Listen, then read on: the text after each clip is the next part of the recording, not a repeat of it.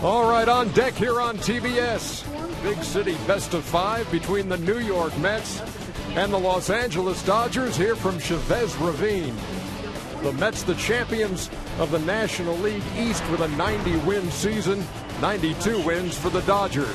2015 National League Division Series coverage on TBS presented by T-Mobile. It's the Mets, it's the Dodgers, it's Jacob deGrom, it's Clayton Kershaw. We got a great matchup moments away here on TBS. And we'll be back with the first pitch right after this.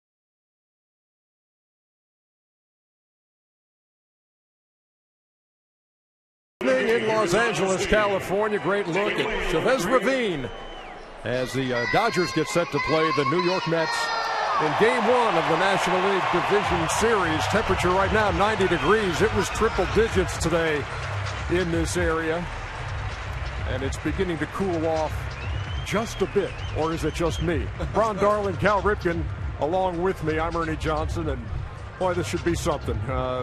You know, Ronnie, the pitching matchup, people have looked at this all week long and said, oh, if these two teams meet, Clayton Kershaw, Jacob deGrom, doesn't get much better than that. You know, you're thinking about it, Kershaw and Greinke are the top of the food chain, and the young Mets pitchers just as talented, but that's where they want to be someday, where Kershaw and Greinke were all year this year.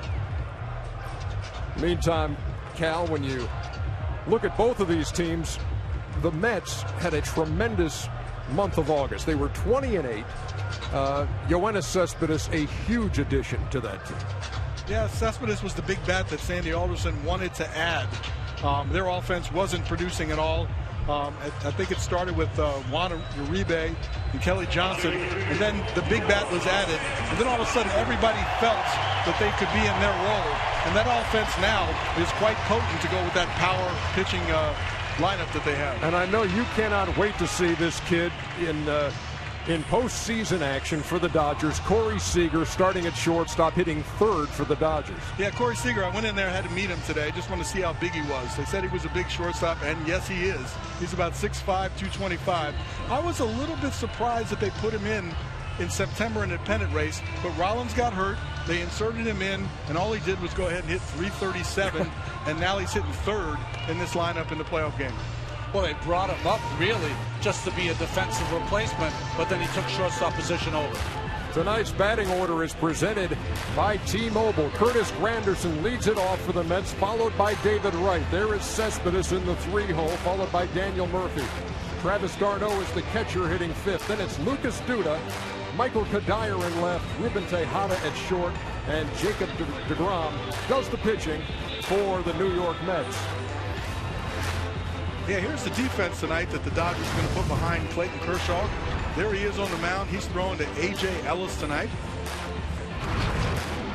And as we moved around the infield on the corners, you got Adrian Gonzalez we talked about, Justin Turner, Corey Seager and Howie Kendrick up the middle, double play combination. Then you go to the outfield. You got Jock Peterson in center, Carl Crawford, Gold Glove winner, and Andre Ethier, also a Gold Glover winner in right field. Clayton Kershaw on the mound for the Los Angeles Dodgers. 3 Cy Young awards to his credit, and a great second half as well. Guys, here's the bad news for the Mets. In his last 8 starts, he's 6-0. His ERA is 0.79. But the Mets came here on the day before July 4th. They weren't playing particularly well. They weren't hitting the ball well. They faced Kershaw. They got tied through 7 innings, and ended up beating the Dodgers bullpen. That's the kind of game the Mets are looking for tonight. Remember back at the All-Star break, and people looked at Clayton Kershaw's 500 record, 6-6. Said, hey, is this not the same Clayton Kershaw who after the All-Star break went 10-1 with an ERA of 1.31. Curtis Granderson steps in, and we are underway. That ball is hit well to right on the button, but Ethier hauls it in. 1 down. I've never seen a game plan revealed after 1 pitch. The Mets offense already saying, we are not letting a fastball go by. Well, Terry Collins said that you want to work Kershaw. You want to get his pitch count up. And then right away you go out there. You got to hit a good pitcher early in the count. There's no doubt about it. But you got to get a good pitch to hit. Don't swing at his pitch. And that was a good pitch to hit. And here's David Wright. And now he feels like he probably has to take this pitch.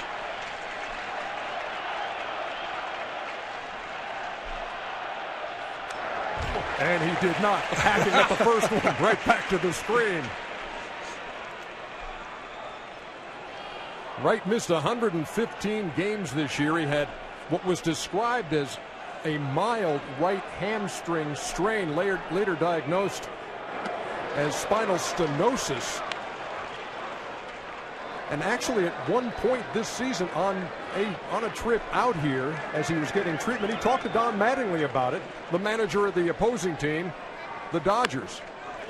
And Mattingly had some back issues in his career and was able to kind of reassure David Wright and kind of tell him to stick with his rituals and just work on that to get back to a playing shape. And sure enough, he did, and here he is hitting second for the Mets in Game 1. I think the big advice from Mattingly right there was to modify your workouts. I also had back problems, L4-5, and the more you swing, especially the movement where you're moving your hips and torquing like that, that wears you out. So you want to make sure that you get ready, but don't overdo it. Big breaking pitch and off the end of the bat of David Wright. Good sign there by David Wright. That was an awfully good breaking ball by Kershaw, able to stay in the at-bat. Kershaw's going to throw that good, powerful fastball, the good overhand curveball. He'll also cut that ball in and down on the right-handed hitters. Down low, and the count full to David Wright. Now there's that attempt at that cutter, that hard slider. It looks like a fastball coming in on the inside part, then breaks off. That was a little bit too low. Wasn't good enough to fish for. Payoff pitch from Kershaw. Got a piece. That's one thing that you know about Kershaw is just because he has a fastball in the 95-mile-an-hour range on 3 and 2 doesn't mean you're going to get one. It means you're never going to get anything straight. That's what you get from Kershaw. Do they change it up here, though? A.J. Ellis, his battery mate. Yeah, back to the fastball coming in.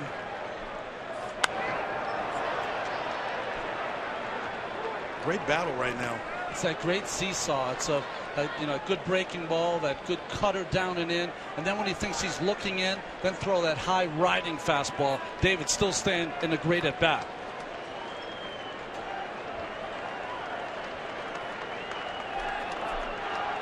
Another payoff from Kershaw to Wright.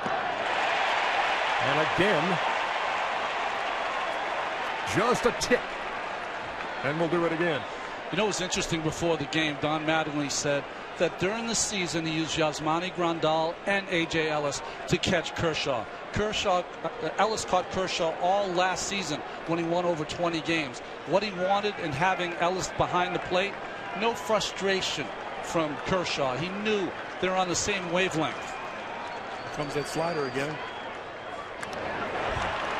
And the battle rages on. I used to love these at-bats right here because you get to feel like you know exactly what his pitchers are doing. Now, the only thing better than is if you make a statement.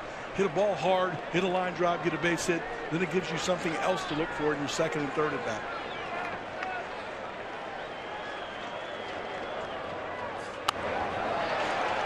Wright did everything he could, much of it in Los Angeles with the doctors, to get on the field with the Mets so he could have this feeling once again like he did in 2006. What an at-bat he's taken. He retired Granderson on one pitch. 11 now to David Wright. Back to the slider again. And Wright wins the battle. Throws a one-out walk.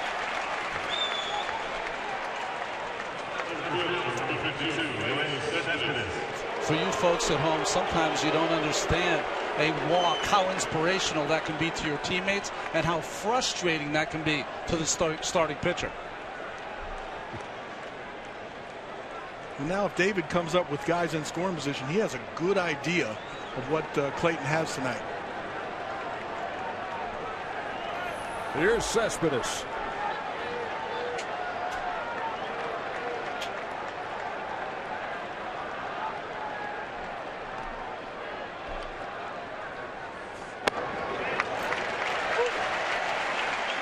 Alan Porter is the home plate umpire. Threw up the right hand, 0-1. We had that good number, that what he does on first pitch, but true to form, Cespedes as a Met very rarely swung at the first pitch.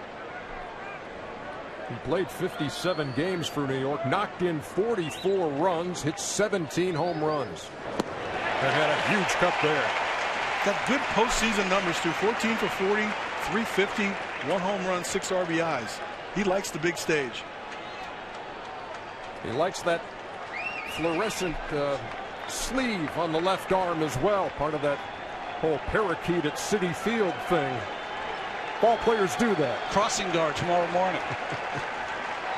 No balls and 2 strikes. Kershaw throws over.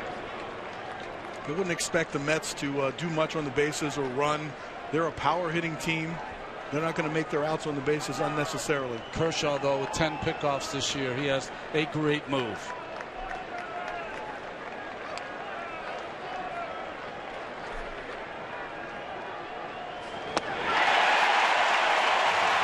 Cespedes goes down swinging for out number 2.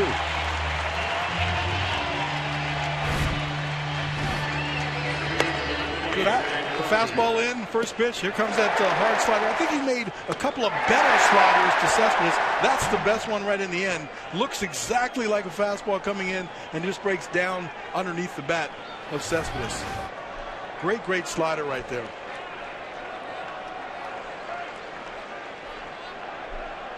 So Wright still at first. Now 2 down for Daniel Murphy, the Mets cleanup hitter. And he takes a strike 0-1. That's 96 right down the middle. It's a good pitch to swing at if it wasn't so hard. Well, you got Kershaw, who struck out 301 this year against Murphy, toughest guy to fan in baseball. And it's 0-2. Tonight's Chevrolet pitch tracks. You look at the arsenal for Clayton Kershaw. And the home plate umpires, they get excited too. That ball looked a little low on our pitch tracks.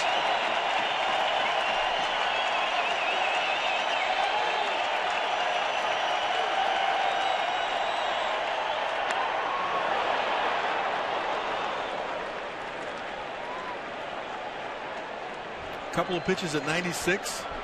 Adrenaline's flowing a little bit. Normally he pitches in between 93 and 95, but he has that little extra when he needs it. I've played in a lot of playoff games here. I've done a lot of games here from the booth. This is the loudest I've ever heard this place this early.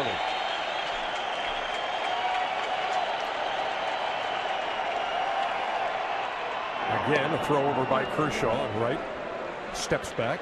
That's not his good move, is it, Ronnie? No, it's not.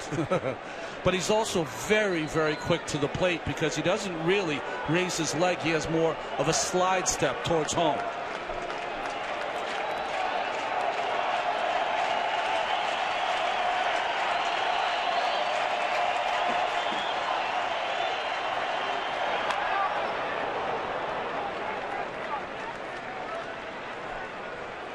Tom Goodwin, the first base coach of the New York Mets, makes a new friend as he fields that foul ball, throws it into the stands here at Dodger Stadium. Tom could steal himself a base, 369 in his career. Count remains 0-2 to Daniel Murphy.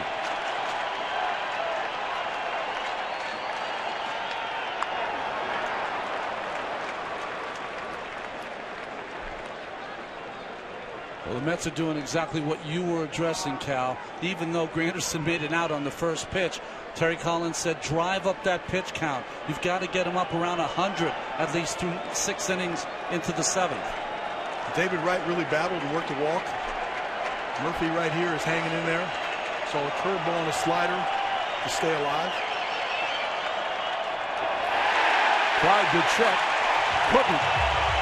2 strikeouts in the inning for Clayton Kershaw. And now the stage belongs to Jacob deGrom. Middle of the first, game 1.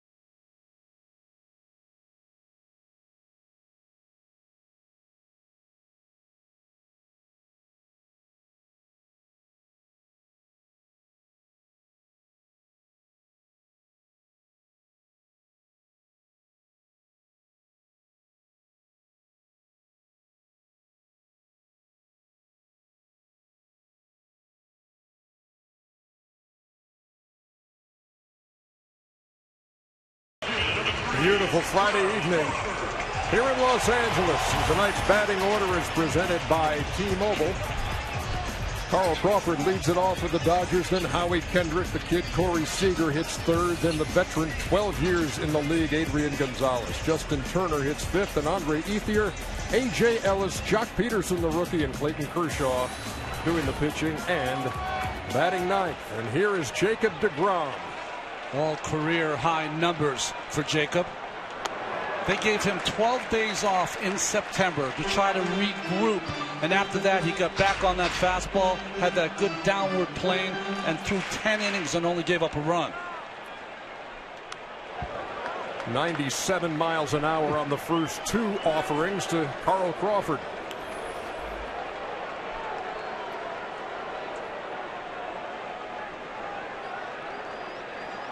The 1-1. 97 again. But out of the strike zone, 2 balls and a strike. It's been an effective pitch for him with 2 strikes, but I think he just overthrew that one.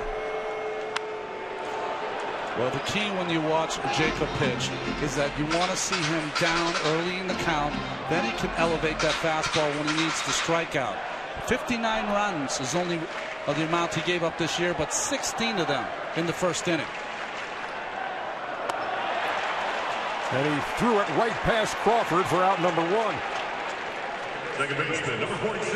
That's intentionally elevating the fastball right here. You've got 2 strikes on him. You can see the target up a little higher. It hits a little bit above the target, but that's a pitch that's almost impossible to get. Missed that by a good 6 inches. Well, you can say about deGrom, the only start he's had this year where his heart could be this elevated was in the All-Star game. What did he do there? Only struck out the side on 10 pitches. Yeah, Stephen Vogt and Jason Kipnis and Jose Iglesias, the victims in that 6th inning at the All-Star game. Howie Kendrick waits on an 0-1 from the slender right-hander. 0-2. You know the adrenaline's got to be through the roof with this kid. How do you channel it, Ronnie? Well, he's a quiet assassin. If you talk to him when he's off the mound, everything is just cool and easy. He's one of those guys, there's no drama with Jacob deGrom.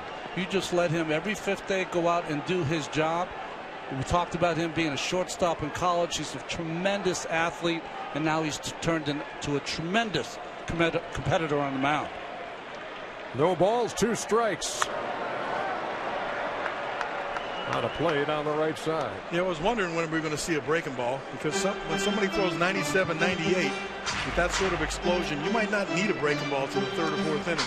That was a slider, stayed over the middle of the plate at 93. Well hit, base hit to right. Kendrick just reached out and rifled it into right field. 4th member of our crew is Sam Ryan, who's on the field. Sam. Yeah, Ernie, and with this start, Corey Seager makes history. He's the youngest Dodgers position player to start a playoff game in franchise history. He's 21, and since September 3rd, he has been their hottest hitter. Don Mattingly said, I like everything about this guy, his demeanor, his confidence, and guys, he has the numbers. 337, 4 home runs, 17 runs batted in for a guy who made his debut on September 3rd. Takes a breaking pitch over 0-1. Yeah, a little respect for that young guy. First pitch slider, even though you got a 98-mile-an-hour fastball.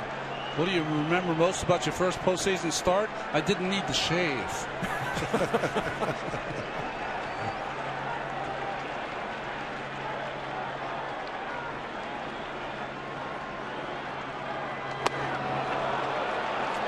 No balls and 2 strikes.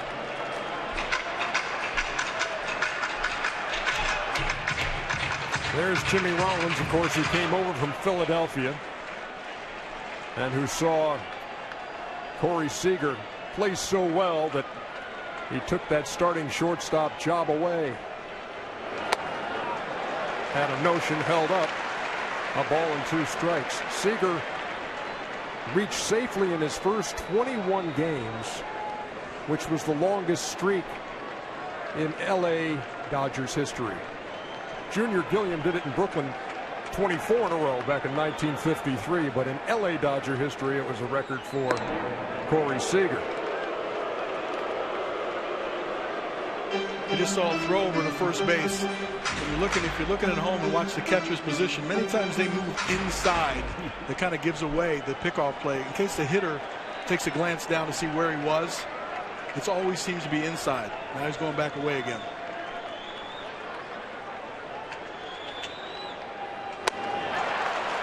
And he sets down the 21-year-old rookie on strikes.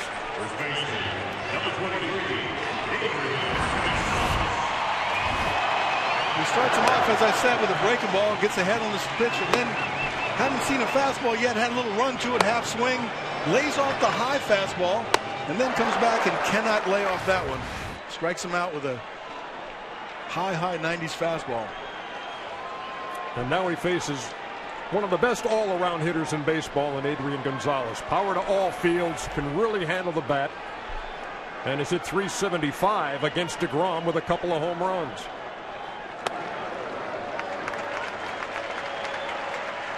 He's really been the only Dodger hitter that has handled the big three of the Mets who are going to start the first 3 games in this series. DeGrom, Syndergaard, Harvey. He has 4 home runs against. Howie Kendrick is a runner at first. The 1-0 from DeGrom to Gonzalez. Nibbled at the corner and missed 2-0. Well, Egon's got a really good eye at the plate, so he's going to make him come over the strike zone. And he knows, his experience, that he can provide the power by shortening his swing and allowing the fastball velocity to add some power.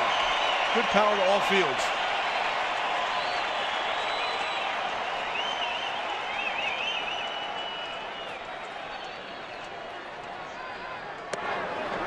Missed again, 3-0.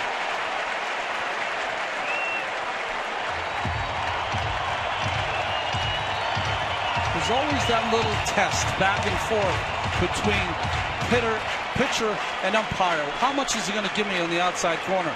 Giving nothing so far to DeGrom's Porter.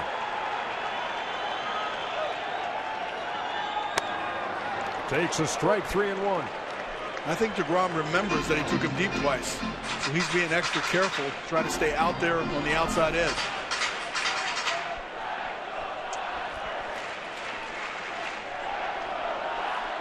DeGrom is 27. He's 3 months younger than Clayton Kershaw.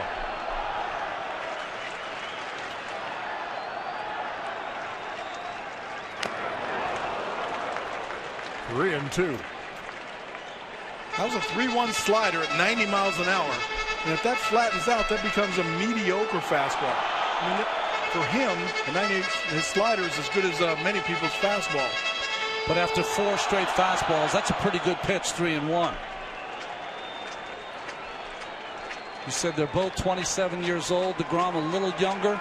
His career got started a little later because of Tommy John. Kershaw 114 wins. DeGrom 23.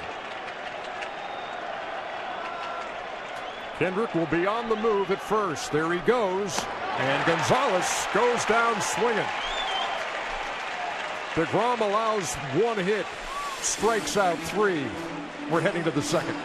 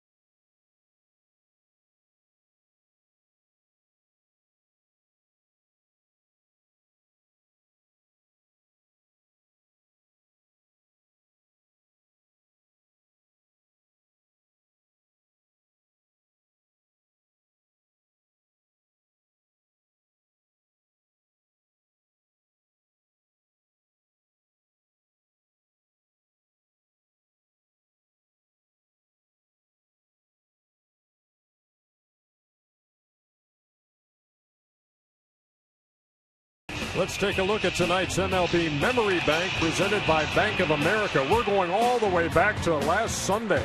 That's when Clayton Kershaw notched strikeout number 300 and 301.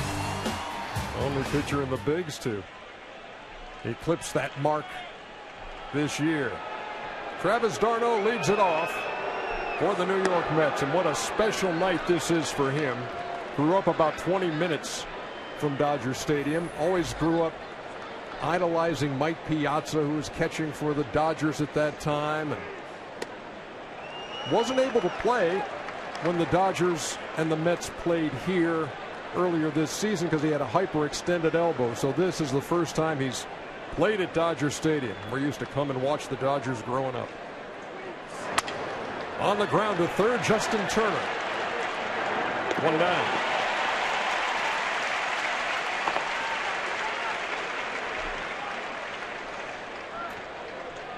First baseman number 21, Lucas Duda.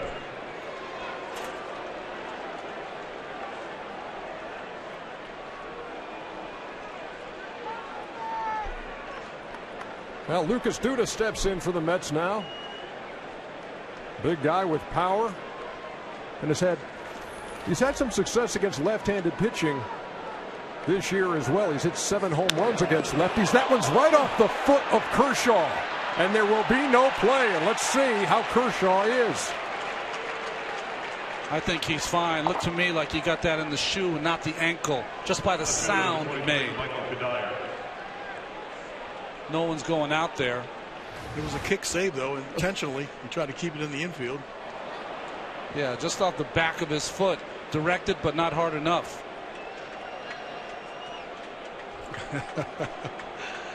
It was interesting. Egon could have got to that ball, but he couldn't have stepped on first base. So he was trying to get Kershaw to come over and him stay at first base. Another first pitch swinging by the Mets. Now here's Michael Kadire.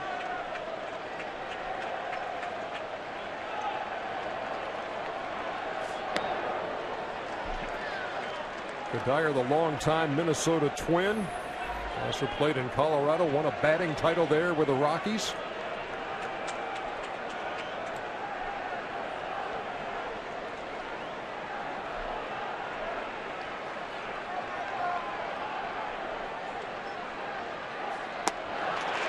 A ball and a strike. Kadire was asked, does it help if you've seen Clayton Kershaw a lot of at-bats? He goes, not really. Yeah, he's had 16 at-bats with moderate success. He's got 4 hits.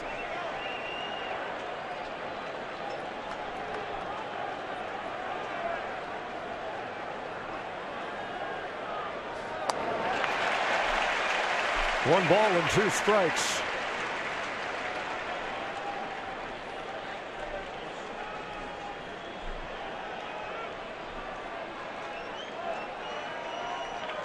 Kershaw's swing and miss percentage has gone up to nearly 33% in 2015.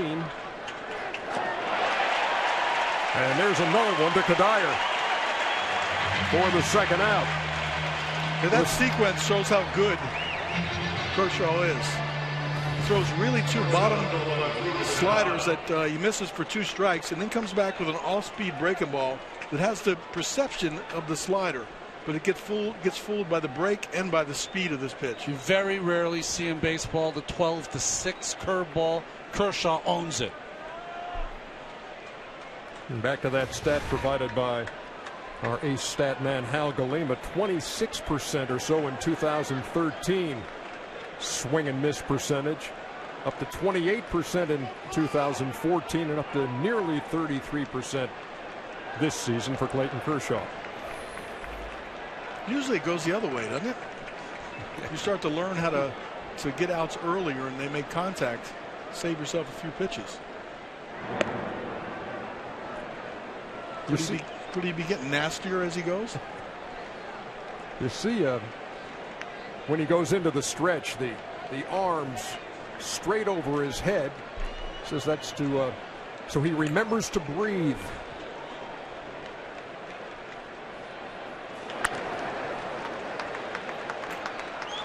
Good swing there by Tejada. 2 reasons he's in this lineup. He's the best defensive infielder for the Mets, and he's 5 for 14 off Kershaw. One of the few Mets who has some good numbers.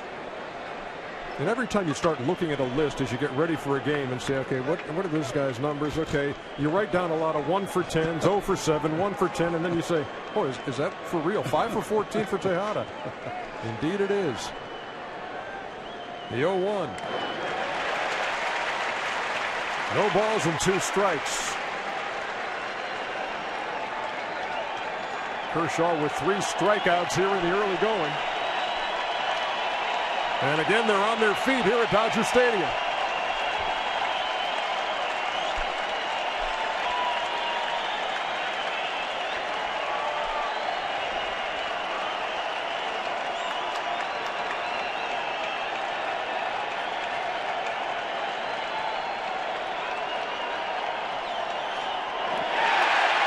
Breaking pitch got him. 4th strikeout for the 3-time Cy Young winner. We head to the bottom of the 2nd.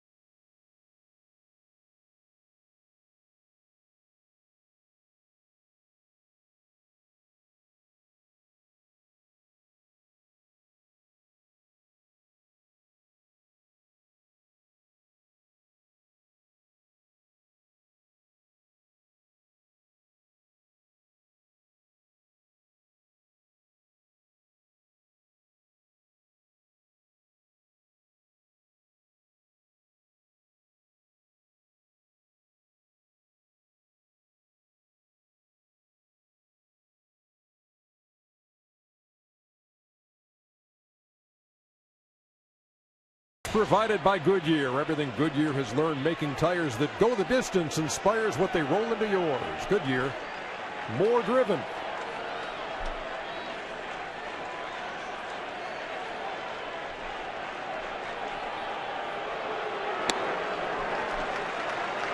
Justin Turner leads it off here in the bottom half of the 2nd against Jacob deGrom. Turner spent some time in the Mets uniform. In fact, you never know what events will transpire. When he was with the Mets, he was teammates with Marlon Byrd, who really worked with Turner to try to hit the ball in front of the plate more, produce a little more power. He was just then a utility player.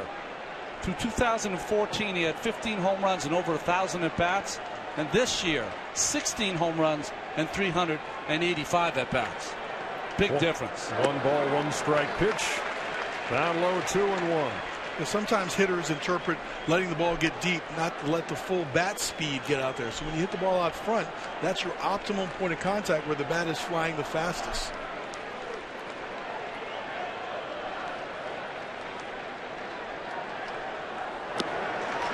Three balls and one strike.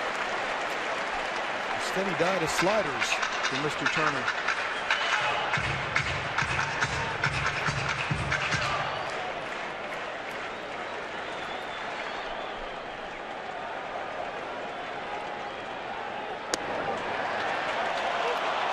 Turner thought it was ball 4. Gonna have to put that shin guard back on and brace for a 3-2 pitch. I hope the Velcro still works. We talked before, he gave a low pitch to Kershaw, now returns the favor to DeGrom.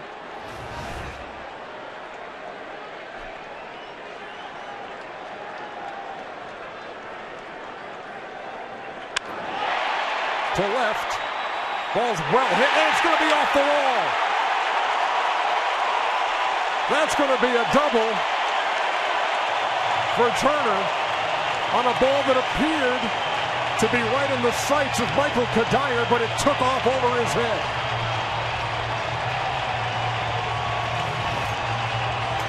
Just a low line drive. It has some backspin on it. Kadire starts in a little bit, then they can't get back to the wall. For a while now, Kadire's had a balky knee, and when the Mets have been playing against left-handed pitching, Lagares has played center field and Cespedes has played left field. They've made the change for this first game tonight.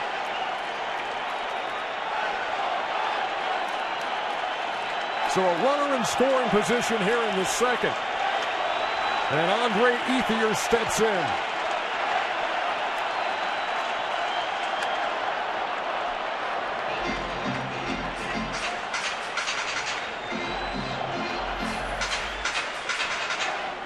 It's like as a hitter, you're saying to yourself, okay, let me just pull this ball to the right side. He's throwing 98 miles an hour. Yeah, I was just going to speak to the productive out, trying to get out there and cut down on your stride, use your wrist a little bit more to pull this pitch. But when it's 98 on the outside edge, that's kind of hard to do. 0-2.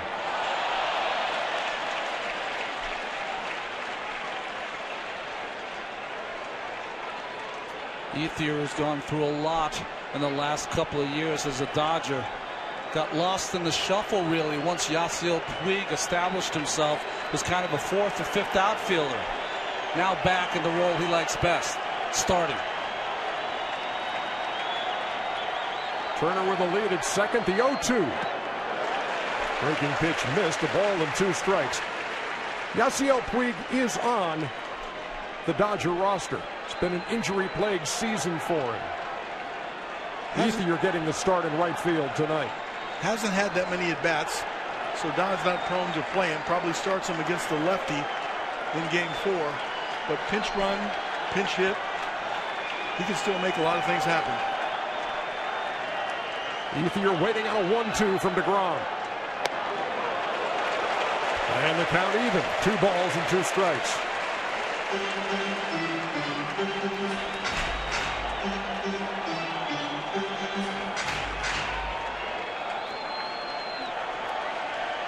Turner, who doubled over the head of Kadire to lead off the second.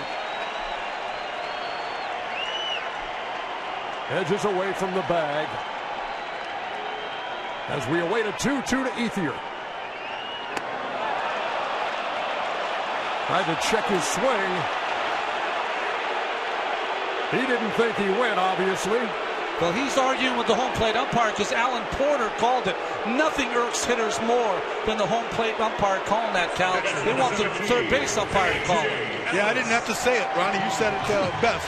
He might have gone right there, but again, my contention is that that's why the umpire's down there at the third baseline to call that check swing.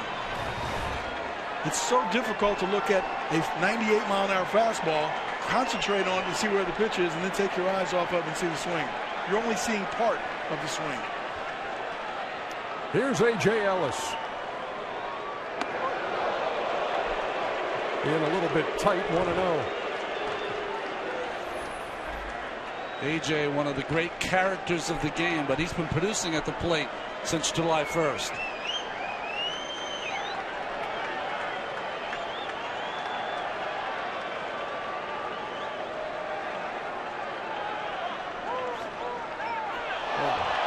And DeGrom into the line when time is called.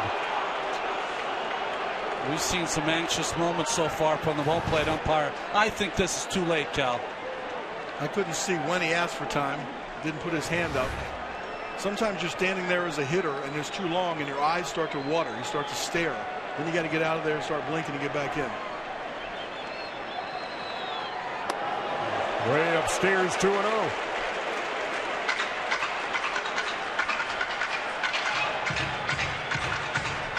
Ellis has got some pop and a pretty good fastball hitter. I believe he's going to get one right here.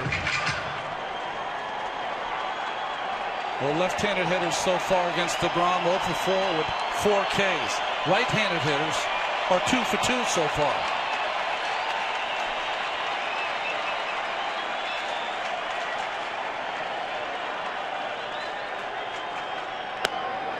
There's a strike. 2-1. 97 on the black in the 2-0 count. Tip your hat right there and hope you get a better pitch this time.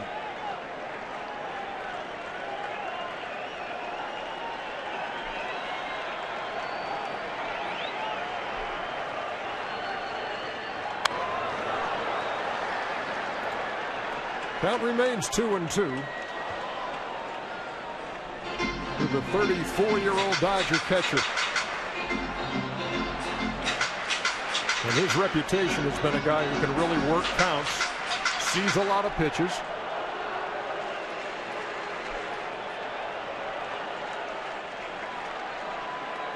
And he's in a second inning battle here with Jacob DeGrom. Turner with the lead at second. And DeGrom strikes him out. Official caps, hoodies, jackets, and more. Celebrate with your favorite team at the MLB.com shop. So there's been a single by Kendrick in this game, a double by Turner, and 5 strikeouts registered by Jacob DeGrom. And Jock Peterson steps in. Base open. Pitcher on deck. And Peterson, the rookie who's got all kinds of power, will draw the intentional walk. He has a lot of power. He strikes out a lot too. But with the base open, they will pitch to Kershaw. But he's so dangerous that you have to really put him on here. Now the problem is that Kershaw is not an automatic out. He's a great athlete also. But this is the right move here. Had one of the best first halves you'll ever see a Dodger rookie have. 20 home runs he had in the first half, but only 6 in the second half. He tied with Chris Bryant for the lead among rookies in the National League. So Peterson with the free pass is at first. Turner at second. And Clayton Kershaw steps to the plate. He does have 9 hits this year in 71 at-bats, 127. Has a couple of runs batted in. And you remember a couple of years ago on opening day against the Giants, he got the win on the mound, and he also hit the game-winning home run in the 8th inning. It was interesting, 62 hits in his last 5 seasons, most among pitchers. Just not fair. He leads the world in everything.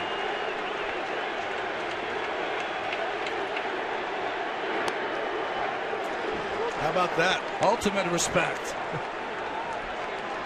The first pitch curveball. We've seen a slider at 93. We've seen a fastball at 99. And he throws a curveball to Clayton Kershaw on the first pitch at about 84. He's began 2 hitters with a curveball. Adrian Gonzalez and Clayton Kershaw. Quickly ahead, 0-2.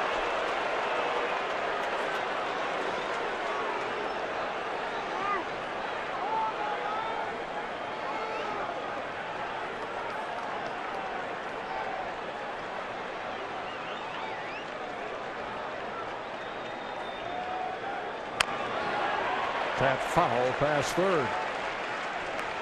They got excited here at Dodger Stadium because contact was made. That's one of those where you say the pitcher hit that ball out of the catcher's glove.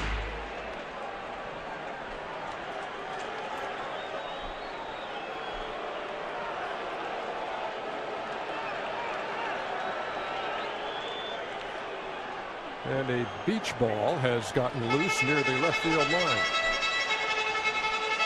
2 outs, 2 strikes, so the runner should be off as Kershaw starts to swing.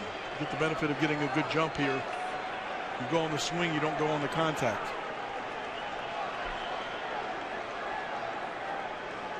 The 0-2.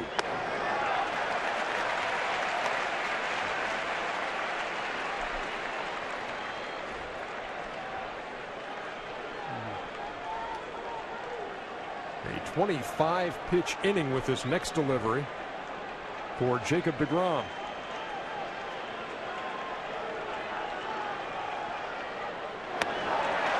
All 6 outs have been by the K. 2 innings in the books at Chavez Ravine. Game 1, the NLDS. All right, John, it's time for Priceless Surprises, courtesy of MasterCard.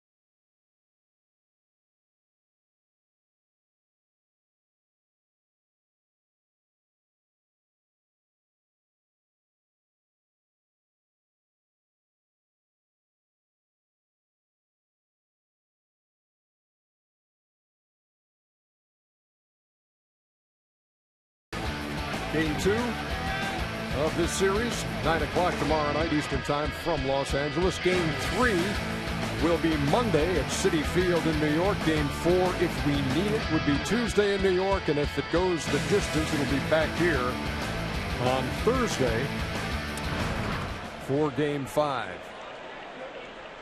Top of the third. Just saw deGrom strike out Kershaw. Now Kershaw faces deGrom, who's a pretty darn good hitter. Shockingly, against left-handed pitching, he's batting over 300. Jacob deGrom. Said it before, former shortstop at Stetson.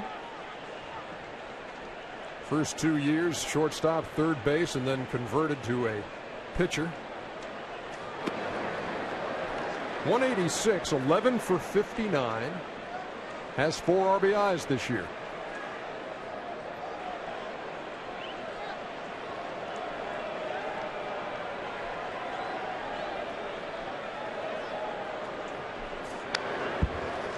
Ball and 2 strikes. Yeah, he's got a popular stance nowadays, an open stance, but he's a little bit more open than normal, but looks really hitterish. You got to bring that front side back when you start out in that position. Watch, he starts to get really wide. Good balance as a hitter, though. You can see why he's had success at the plate. The idea on the open stance in general is just that you get a better look at the ball from the start. But that key to hitting is that front shoulder has to get back in and has to close. Just like in pitching, you got to aim your front shoulder to get anything behind it. 2-2 is tapped to first. Gonzalez with the flip. Tell you what, DeGrom ran that thing out. They beat him by a step.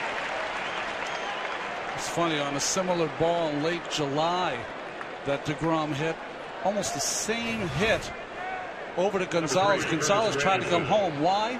Because Zach Greinke was working on a 45 2/3 scoreless inning streak, and that ended it. He got an RBI on that play. You know, it almost looks unusual when you see a pitcher hustling down the line. They tell the pitchers not to run fast, right? Or kind of run slow so you don't injure your legs. It's more valuable on the mound. Some of these guys feel like they're one of the 9 athletes. I love to watch it. Here's Curtis Granderson, who swung at the first pitch of the game, which probably took the Dodgers by surprise. He hadn't done it in his last 72 plate appearances. I never want to play poker against Curtis Granderson. Boy, that's a tantalizing breaking ball, and somehow it is ball 1. Count is 1-1. Granderson watched it float over, but out of his own. 2-1. Set a career high this year with 91 walks. I asked him recently how long did he know before the first game of the season that he was going to be the leadoff hitter. He said about 4 hours.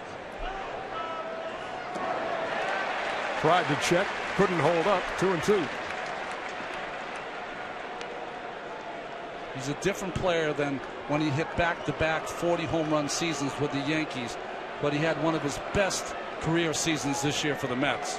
Had 26 home runs, knocked in 70. Among the leaders in runs scored with 98. Just a little blooper that is going to fall in shallow left field.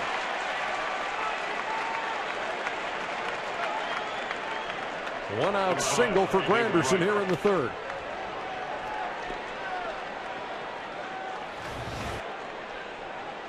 Looks like he fought off a breaking ball here, stayed on top of it. It's one of those balls that's right in between everyone. They don't have a shift for that hit yet. He hit a ball right on the screws his first time, nothing to show for it.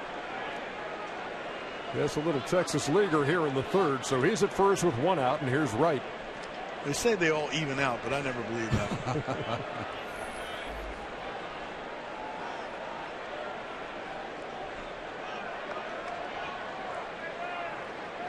Again, that elongated stretch by Kershaw, and then to the plate. 0-1. David Wright this year became the longest tenured player in Major League Baseball. His time with the Mets now exceeding Chase Utley, who was dealt by the Phillies to the Dodgers. And when that happened, Wright became the longest tenured player, just by a hair over Ryan Howard.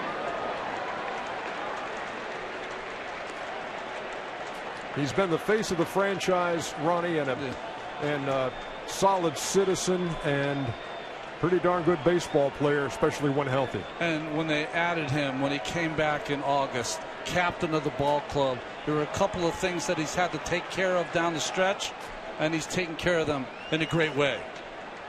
He's behind in the count, 0-2.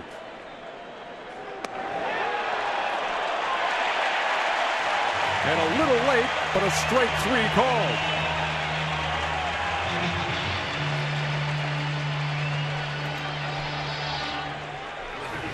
That's a backdoor slider right here.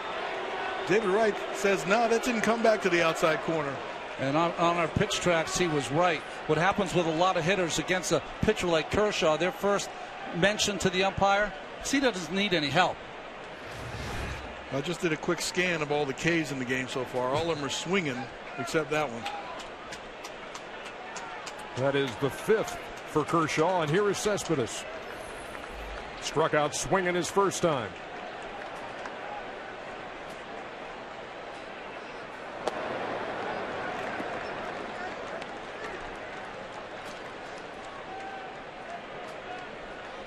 See the 3 infielders on the left side as Don Mattingly's Dodgers employ the shift against Cespedes. This is the first time I've seen this kind of shift used against Cespedes. Makes me feel as though they're going to try to pitch him in and tight, especially with that slider or fastball up out of the strike zone. Anything down to Cespedes, though, that is his power area.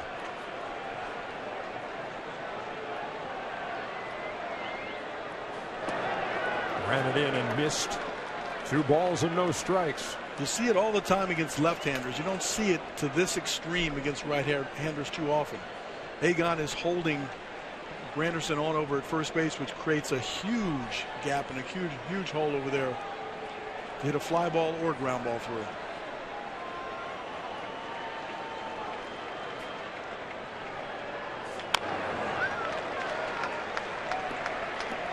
Cespedes, between the Tigers and the Mets, hit 35 home runs this year, knocked in 105 runs. And again with the Mets in just 57 games, 17 home runs, 44 runs batted in, hitting .287. He had a little home run drought there towards the end. He hit 17 in the first 41 games. This will be pitch number 50 from Clayton Kershaw, and it's fouled straight back to the screen, 2-2. Well, this is what I was talking about before. Home runs by zone. You see down the bottom of that strike zone, he's got tremendous power. I bet you those 9 up and in are those hanging kind of sliders that stay in the inside part of the plate. Yeah, hanging mistakes. He's definitely geared to hit the low ball. Good low ball fastball hitter, good low ball breaking ball hitter. Granderson leads from first, and Kershaw with the toss over.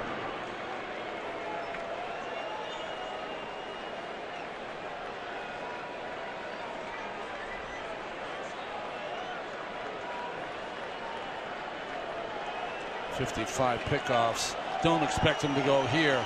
Cespedes is in scoring position when he's at the plate. Struck him out. Strikeout number 6 for Clayton Kershaw. Jacob deGrom has struck out 6 through 2. Here comes out for the bottom half of the third in a scoreless game.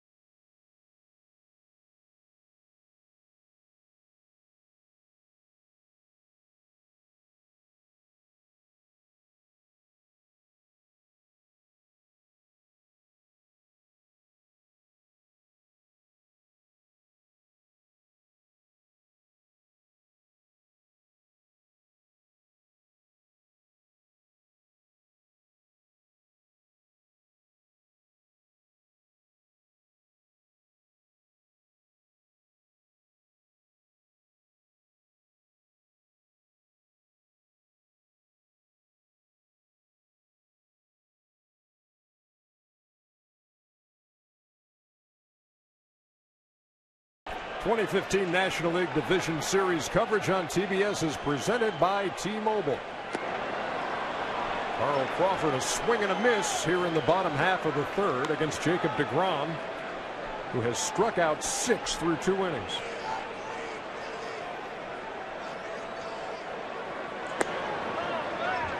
Our friends at Elias tell us that in a postseason debut, deGrom is the first pitcher ever to strike out 6 in his first 2 innings.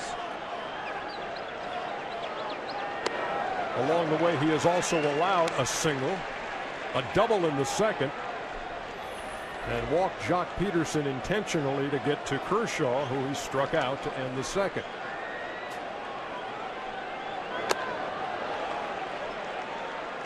I didn't mean to tell you. What do they got? Powder River? Yes, indeed. Man alive. Crawford struck out his first time.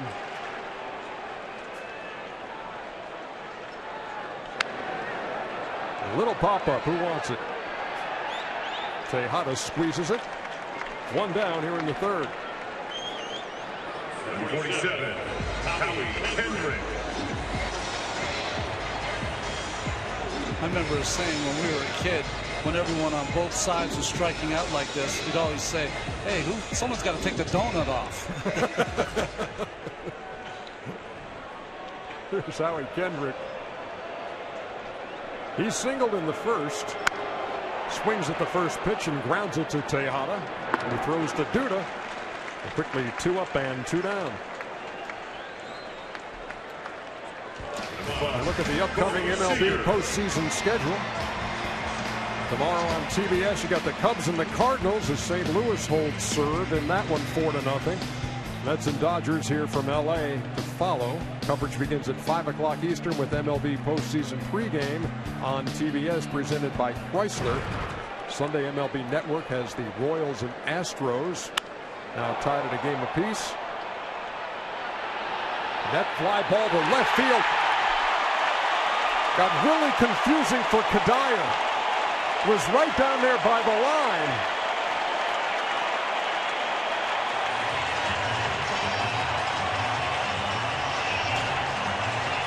You know what's interesting about that, guys, is Seager lost sight of where that ball was going.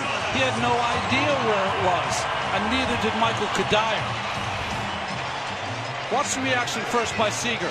Has no idea where it is. He thought he fouled it off. And then someone said, you better run, kid. And once he did, Kadire couldn't get over there. And the ball just drops in fair and bounces over for a ground rule double. The ball carried really well down that line. It's 2 balls at Kadire, though, but has misplayed. The first one was against Kendrick in the first. And now Seager's at second with 2 down. Gonzalez swings and misses.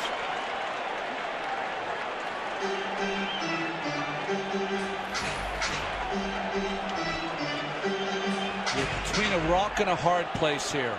You're facing a guy that's hit 2 home runs against you. You have a base open. You're facing Kershaw, but Turner behind Gonzalez already has a double against you. Gonzalez struck out his first time and grounds this one foul up toward first. Lagon came up aggressive after the first time. He got blown away with a 99-mile-an-hour fastball. He decided he was going to get a little more active early in the count.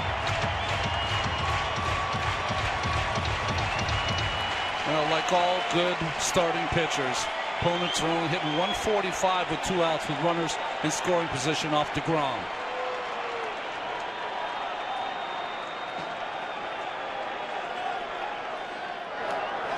Ball bounces away, but Darno keeps it in front. What a look at Kadire on the fly ball by Seager and took a bad route. Well, that's what it was, is that he came really flat across instead of diagonally straight towards the foul pole. That would have made it an easier play for him. Not an easy play, but a play he could have made.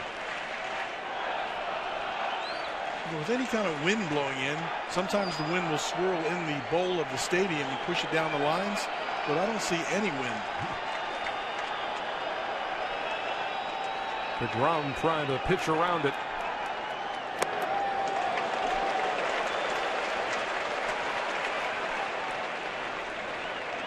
Justin Turner waiting on deck. He doubled in the second. That was the ball that Kadire had trouble with.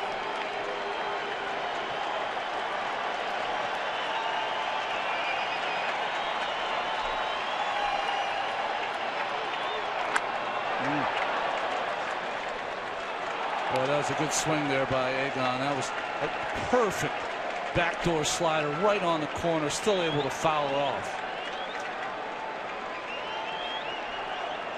And I gave DeGrom's numbers. Adrian Gonzalez's numbers are fantastic with runners in scoring position.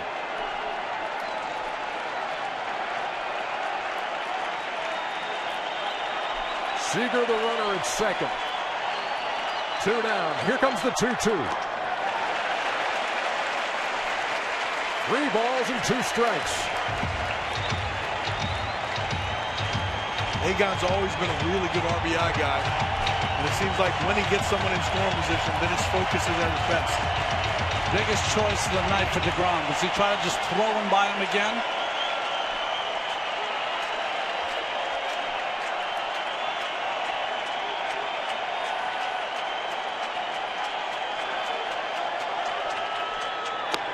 He struck him out. 7th strikeout for DeGrom, and a big one with a runner at second.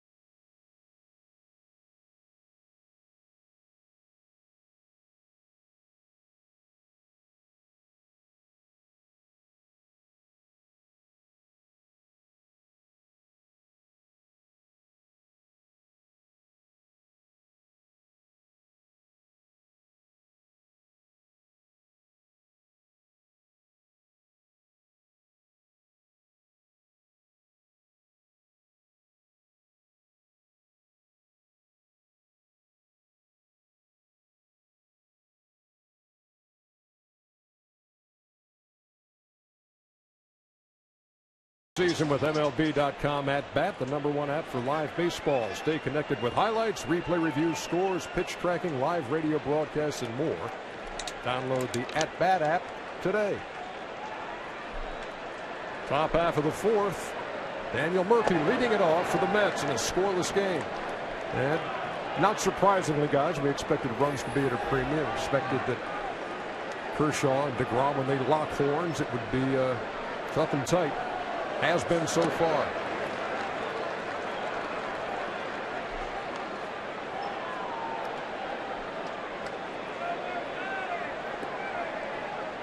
Murphy struck out his first time. one of 6 that Clayton Kershaw has struck out in the first 3 innings. That ball's well hit to right. I mean, really well hit to right. And the Mets are on the board.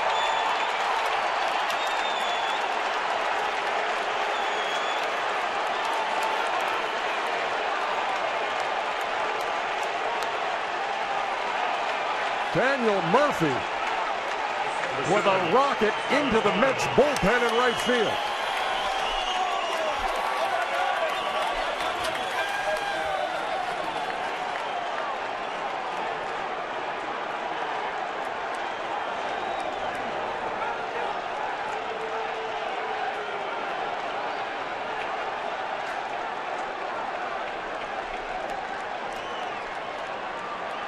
So the Mets break through. And here's Travis d'Arnaud. Takes a big cut, 0-1. Murphy laid off a couple of pitches, got to a good hitter's count, 2-0. Got a groove fastball, and he didn't miss it. 14 home runs in the regular season. He goes deep here in the 4th. Kershaw ahead of d'Arnaud, 0-2. How many times during the season do you think Kershaw has to face a cleanup hitter that's left-handed? But he got it in a 2-0 count, had to come with the fastball, and his 2014 postseason ended with Matt Adams, a left-hander, hit 3-run home run, and it starts here with Murphy with a home run. d'Arnaud takes a called 3rd strike for the first out. And here's that pitch we're talking about, a fastball, low and over the middle of the plate. Nice and quiet, quick swing. Ball goes a long way. Remember, Murphy had 14 home runs this year. That was a career high for him. I was trying to watch the second time around. You get a little bit different idea. You had a bat under your belt.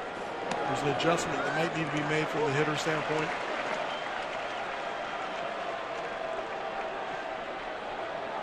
No balls, 1 strike to Lucas Duda, who singled his first time. It was right up the middle, and Kershaw stuck out his foot.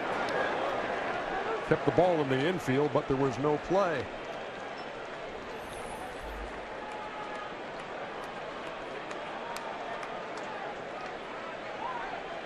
Duda with 27 home runs, 7 of those off left-handed pitching.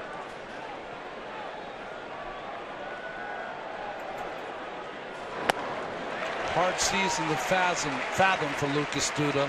Really just had 3 spurts of power during the year.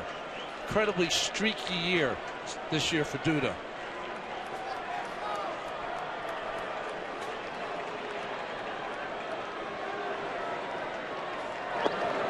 Breaking pitch on the 1-2 missed. Count even, 2 balls and 2 strikes. Good power to all fields, though. When he was in his streaks, or one of those 3 streaks, left center field, center, right center field, it doesn't matter.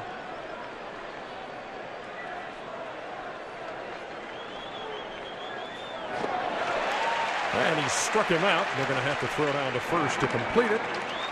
2 down. Let's take a look at StatCast, powered by Amazon Web Services. The exit velocity a shade over 105 miles an hour on the solo home run by Daniel Murphy. Only 414 right there? He's no Kyle Schwarber, but he's working on it. Now here's Michael Kadire.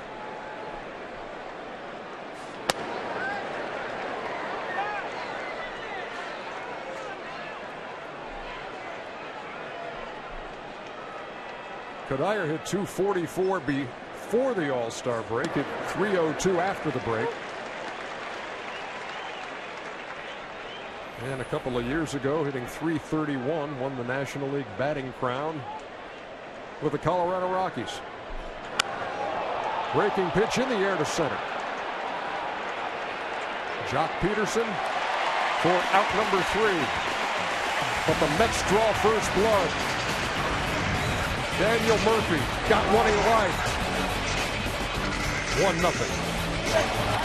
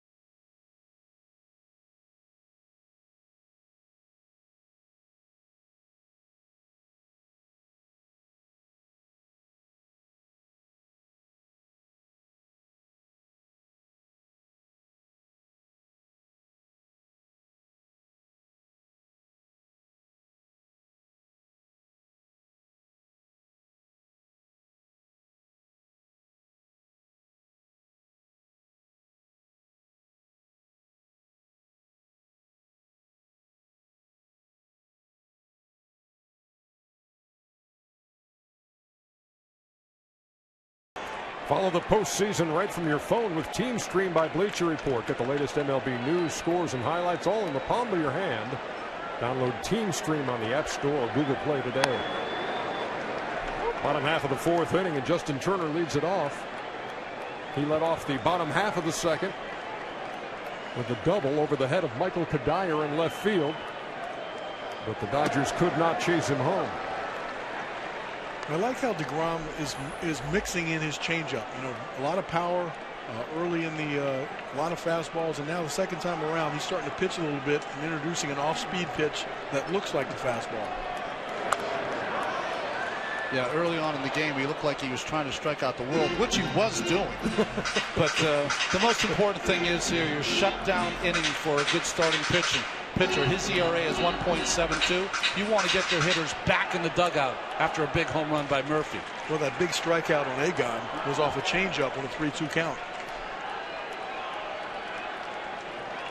A 1-2. Line drive left field, base hit. Turner is 2 out of 2.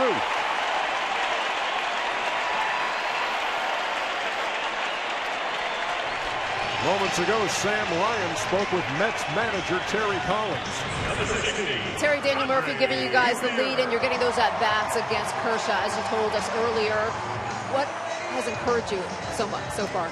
Well, he's so good. I mean, you got to look for a fastball, and you can't miss, as I told you earlier tonight. And if we know Clayton very, very well. We know he's very good. So we got to take advantage of his mistakes because he doesn't make very many of them. And we got to get Jake to get his pitch count down a little bit. He's used a lot of pitches so far. How much with Jacob is it the adrenaline out there? Well, a lot of it. He's all keyed up. You saw it in the first inning. But, I think he's kind of settling into his game right now. Thanks a lot, Terry. You bet. Andre Ethier takes the ball outside. It's 1-0. Dodgers have had a runner in scoring position in the second and third, but have not scored.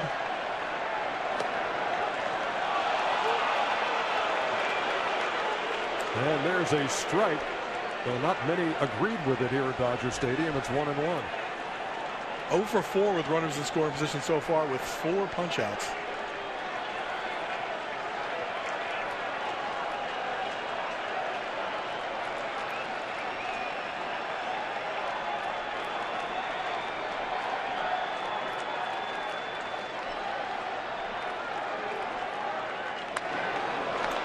Ethier had a good cut, followed straight back. A ball and 2 strikes. You know, that interview Sam Ryan had with Terry Collins reminds me of our trip around the American League postseason last year when Ned Yost had managed 1,734 games before getting to the post. Terry Collins, 1,688 games managed, and this is his first postseason game.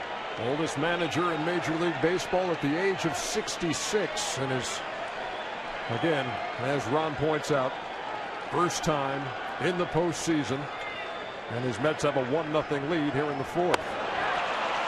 And he fooled Ethier for the first out. For 17, A.J. Ellis.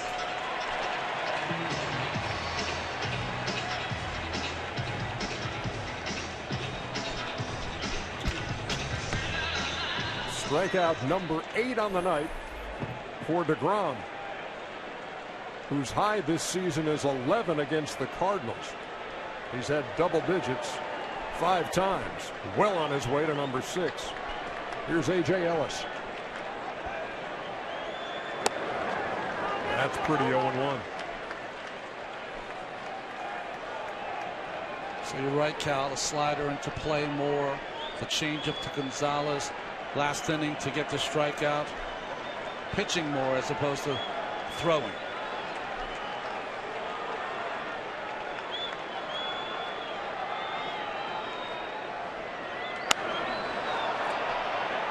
In the air near the Mets dugout, not a play.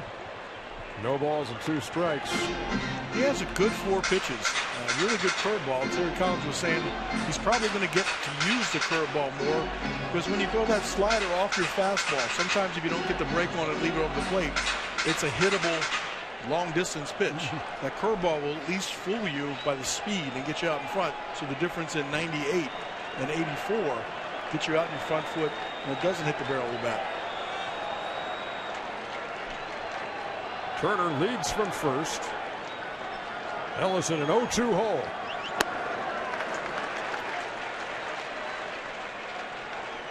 You saw that sign there. That little pinky away by Darno means he wants his pitcher to throw a dart.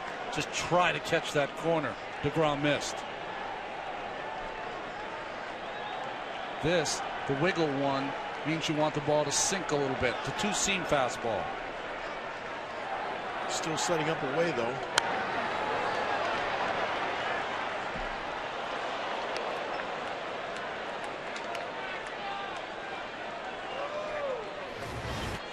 Well, we talked about the mistake that Kershaw made to Murphy. DeGrom has made a couple of mistakes also. Dodgers have not been able to make contact yet, though. You can get away with those mistakes when it's 98.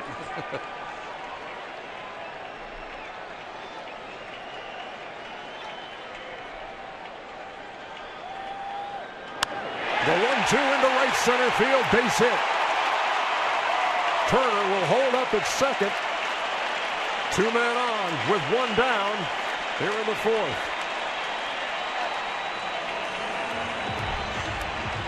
Well, what do you expect from an A.J. Ellis at bat? A guy who battles, especially with 2 strikes. This wasn't a changeup, a mistake changeup that stayed up out over the plate.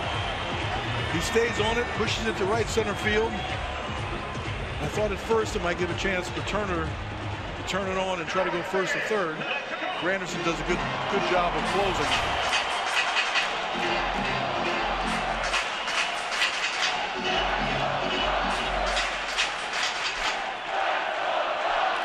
Third straight inning that the Dodgers have had a runner in scoring position, trying to cash in here in the 4th. They trail 1-0. Peterson's hitting 386 on the first pitch.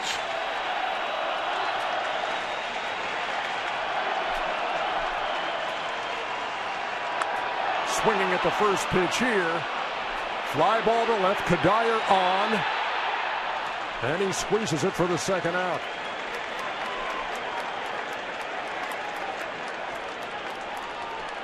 He was geared for the first pitch. He popped it up.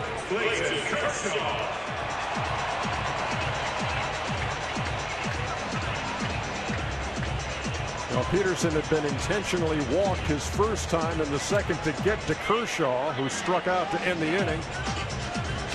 And now the Dodger left-hander will bat with runners at first and second and 2 down.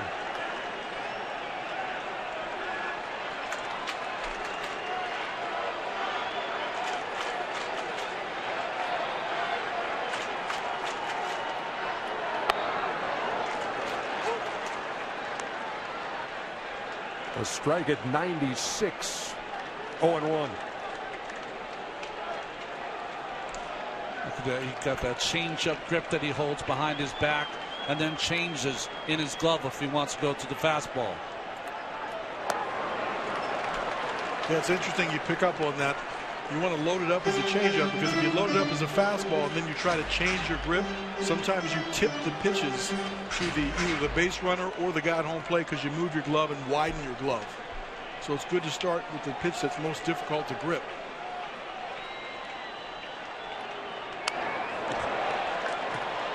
Again, Kershaw basically taking a pitch out of the catcher's mitt to stay alive. I mean, Clayton's choking up. He's doing everything he can do, but barely makes contact with that pitch. If I'm Crawford on the on-deck circle, I'm ready. Heads up. Yes.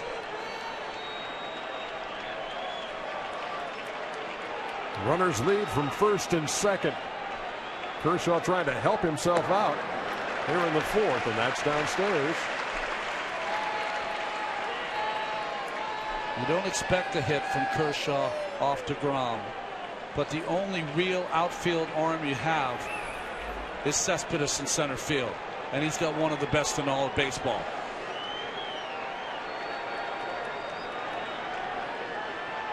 The 1-2.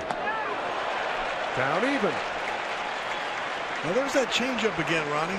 I know he struck him out the first time on that changeup, but when you're taking the ball out of the catcher's glove at 97, 98, and this pitch is 87, and If you make a mistake and throw that over the plate, you're giving the hitter a chance. 85 to 87 is pitcher's hitting speed, by the way. That's just a tough pitch call right there for me.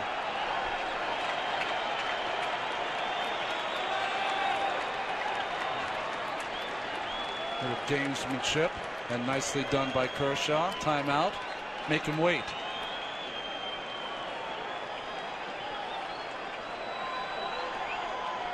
Turner at second, Ellis at first. Kershaw waiting on a 2-2.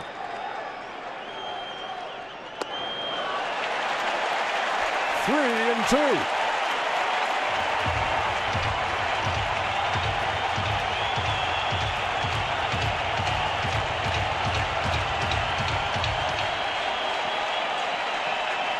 Runners will be on the move from first and second. See if Kershaw can put it in play. To center field. Cespedes has a long way to go. Back at the track, and he hauls it in. Kershaw gave it a ride. But Cespedes able to make the catch. It's a 1-0 game as we head to the fifth.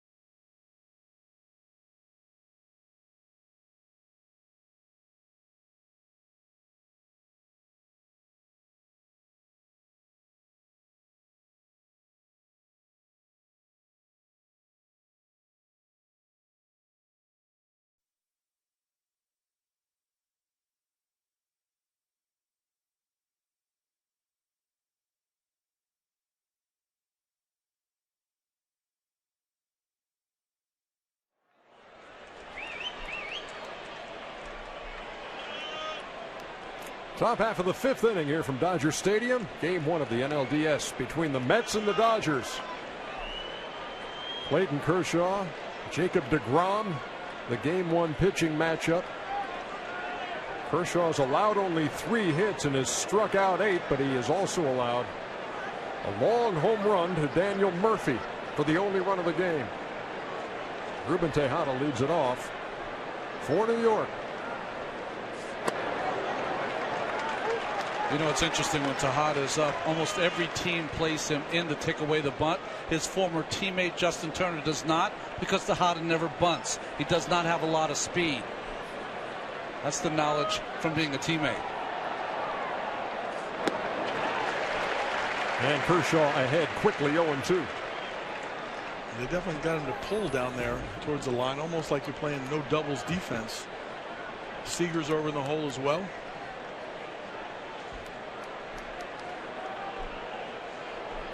Eight, 9, and 1 due for the Mets here in the 5th. And there is strike 3 called. And it's strikeout number 9 for Kershaw.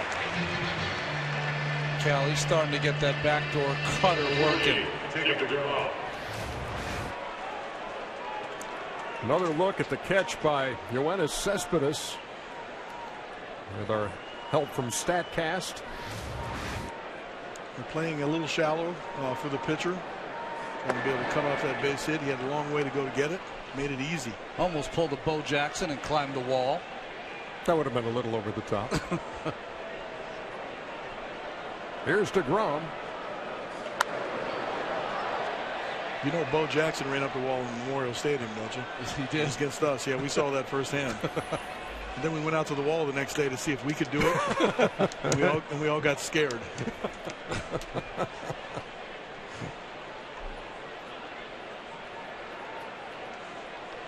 The 1-1. Well, you said it earlier. Looks hitterish up there, doesn't he, Cal? He's That's taking some good hack. swings. Yeah, absolutely. A.J. Ellis will talk to anybody. He's trying to get into his head a little bit. That's right. Both as a hitter and DeGrom as a hitter.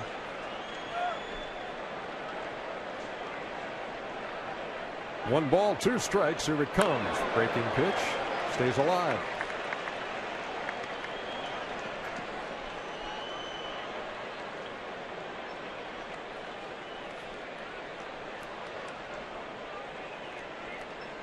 .72 pitches as we play here in the top half of the 5th for Clayton Kershaw. I was trying to remember what Terry Collins told us in our pre-manager meeting. If Kershaw's got 70 pitches in what inning, we're in trouble. Seventh? Seventh inning. Yeah.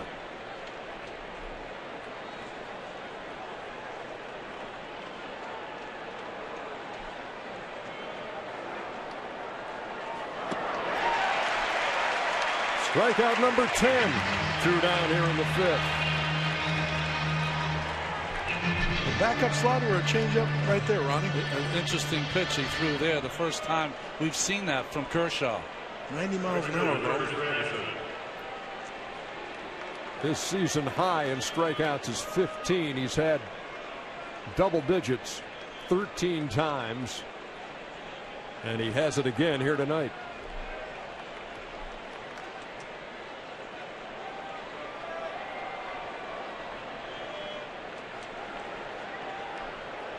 Now here's Granderson.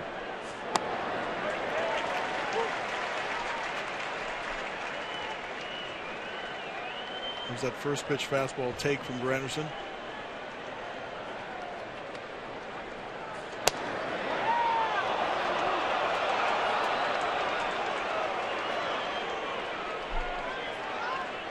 And here's that big shift we were talking about, mostly by left-handers. Remember, in that shift, they moved Justin Turner to the third baseman on the right side of second base because Corey Seager has played shortstop and some third base in the minor leagues before he came up. More comfortable on the left side of the diamond. I think, too, if you're not used to making all those shifts, you keep him in a position where his responsibility is still to chase the fly balls behind him. It still feels like short to him. Right up the middle, a bullet by Granderson. Well, he's aboard with 2 down here in the 5th.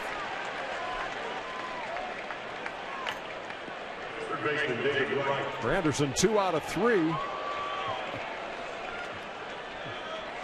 I thought I saw Granderson say the good one there. That was a bullet. He was right. He was.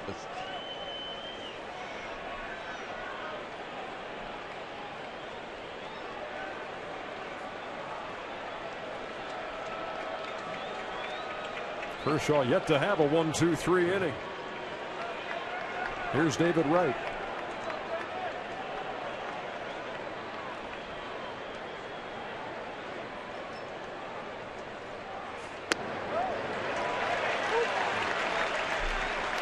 Again, Wright arguing with home plate umpire Alan Porter, telling him that ball is down.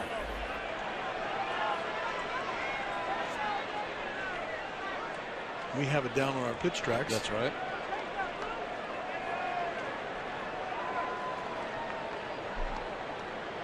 When you're locked in these kind of games against these kind of pitchers, you can't afford anything close to go against you.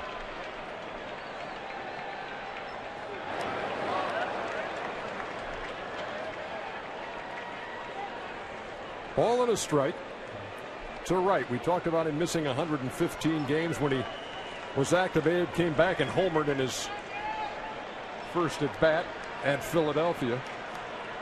And when they clinched the division on September 26th in a win at Cincinnati, he had a 3-run homer.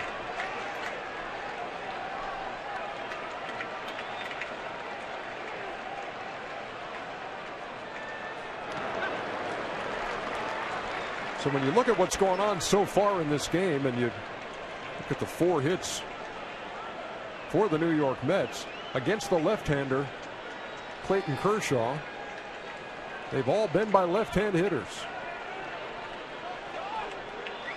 I would think left-handed hitters, especially in the fastball, it's over the top. It's not like 3/4. With movement, it's got pretty good 4-seam action to it.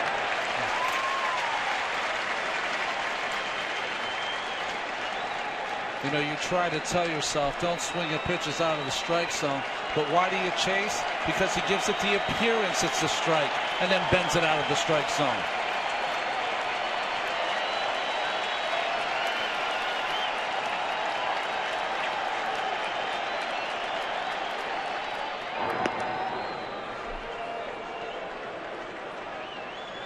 Likes to throw over there on that 2-2 count. That's the second time he's done that with Granderson. Almost like, don't even think of stealing.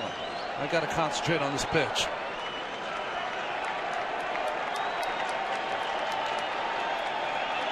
The 2-2. And Wright goes down swinging. Second time he struck out. 11 for Kershaw. But the Mets with a 1-0 lead.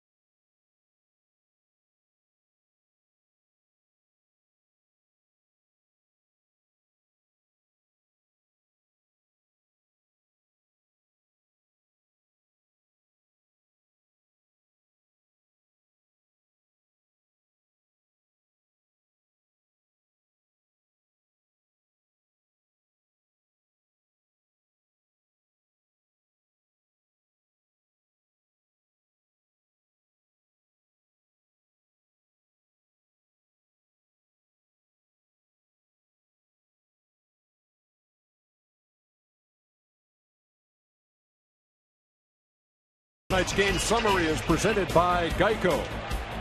Head to the bottom half of the 5th inning. In a 1-0 game, Daniel Murphy's solo home run. The only scoring off of Clayton Kershaw. Jacob deGrom going back to work. Kershaw, by the way, 1 strikeout shy of tying his career postseason high.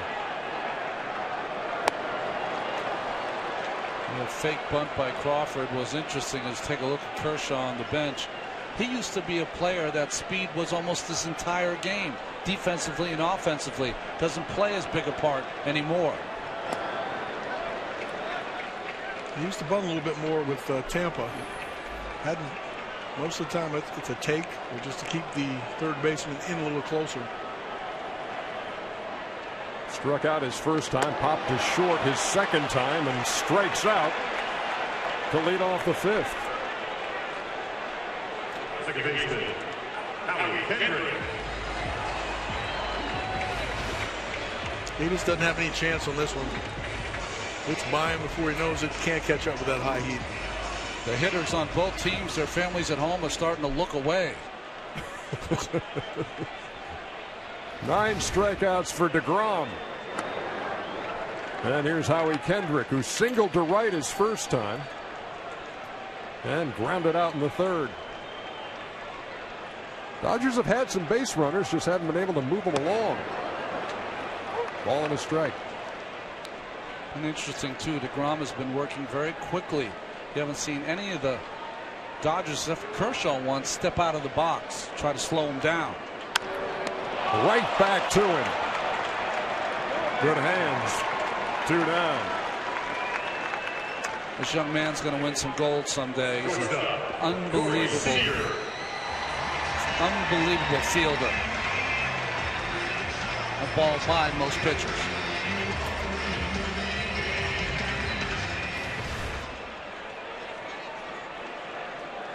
Two outs in a hurry here in the 5th, and here's Corey Seager.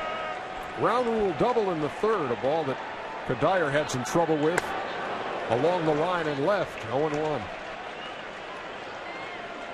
His hand slipped off the bat on that swing.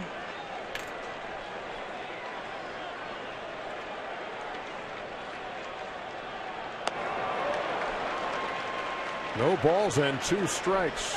First time that Seager has faced deGrom. The regular season meetings happened in July between these two teams. The Mets taking 4 out of 7. And Seager making his debut in September.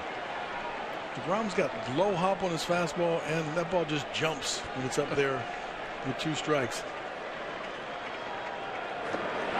Tried to check. And that is a 1-2-3 inning for Jacob deGrom. 1-0 through 5. Game 1.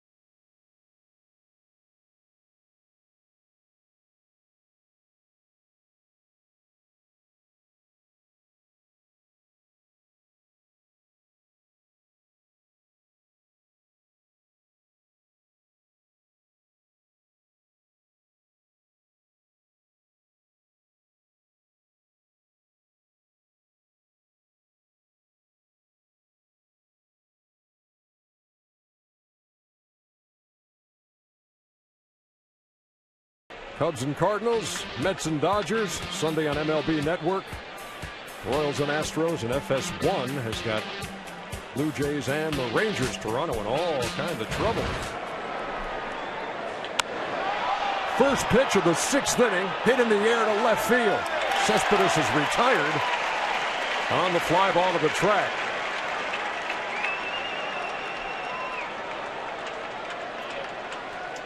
Second baseman Daniel. Stay in the park. Stay in the park. Woo.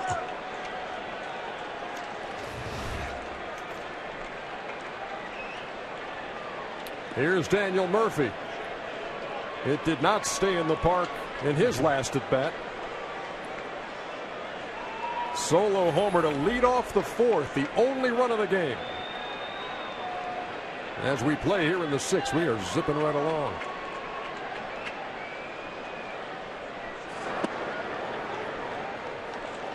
Murphy takes low, 1-0. So taken all the way in that first pitch. Kershaw shows him fastball in. He hit a fastball 2-0.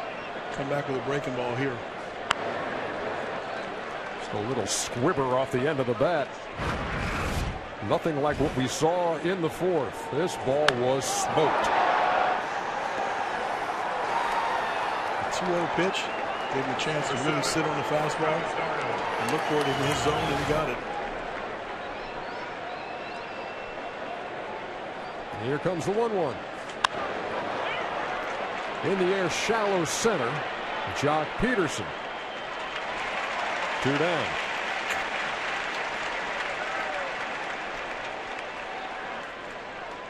Catcher, Travis Darno. Kershaw has had at least 2 strikeouts in every inning. Has not had a 1-2-3 inning, but has a chance here.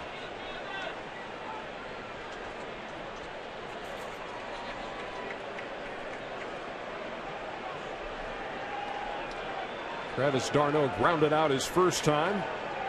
Struck out in the 4th. Up the third base line. That's a fair ball. Turner on the run. Throws him out. And for the first time tonight, Kershaw gets the Mets in order. Middle of the 6th. 1-0.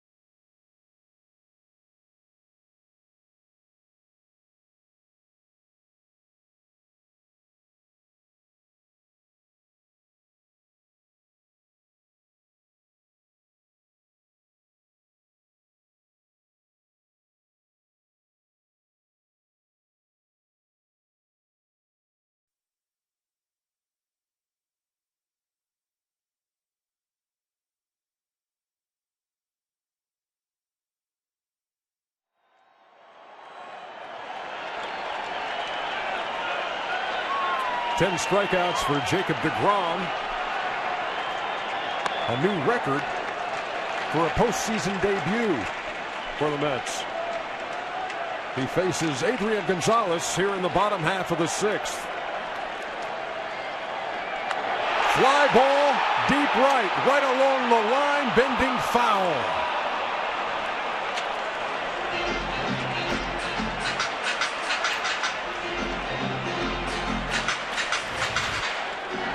Well, he went up there, I think, looking for an off-speed pitch. He struck out the first 2 times, and that's a 1-0 slider, but he just gets out a little too early on.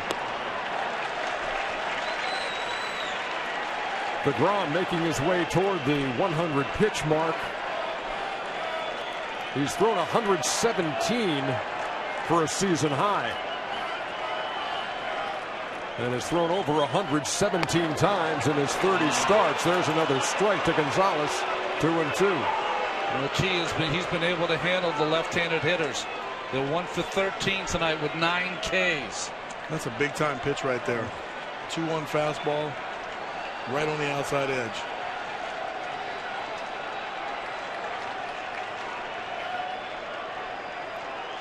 Here comes the 2-2. Out of play on the left side. The guy on deck has had his way with deGrom. Justin Turner 2 out of 2 with a single and a double.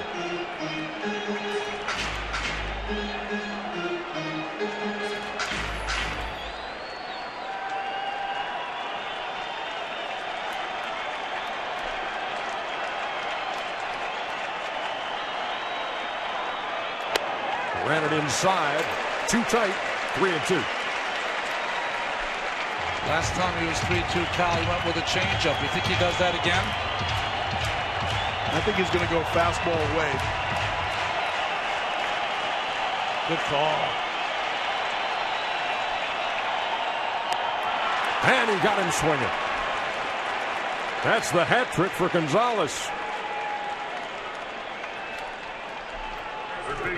That's 2 times in this game. He is just on a 3-2 count, just went right after Adrian Gonzalez. I think it's possible that all 3 of his bats went to 3-2 and swung through the 3-2 pitch. I think 2 fastballs and a changeup.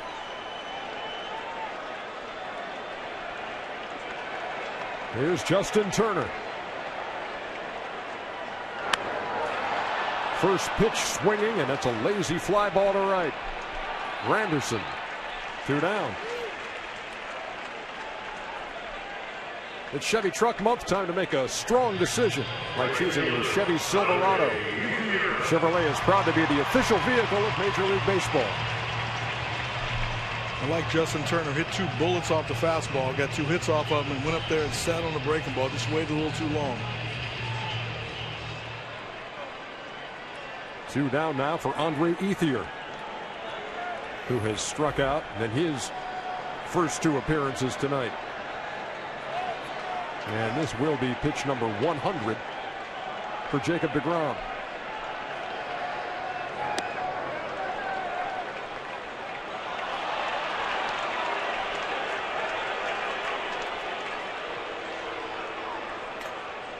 Chris Guccione with the call on the check swing by Ethier. Said that he went around.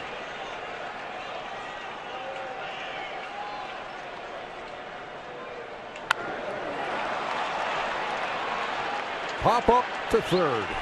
David Wright. Another 1-2-3 inning for Jacob deGrom. We are through 6. 1-0 Mets.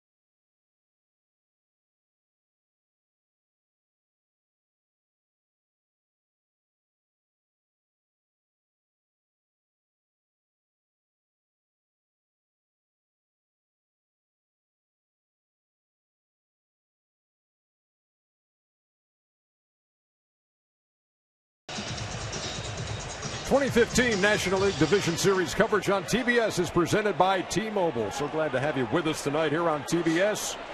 And if you're a baseball fan, what a day you've had, especially if you didn't have to go to work. You could watch 4 postseason games in one day, culminating with this one. Game 1 between the Dodgers and the Mets in the NLDS.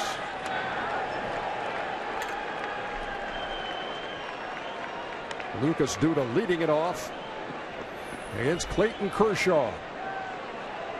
We are in the 7th in a 1-0 game. Only 4 hits for New York, but 1 swing has made the difference so far. Daniel Murphy's solo home run.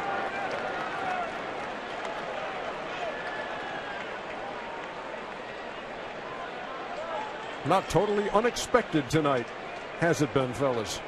A 1-0 game as we go to the 7th.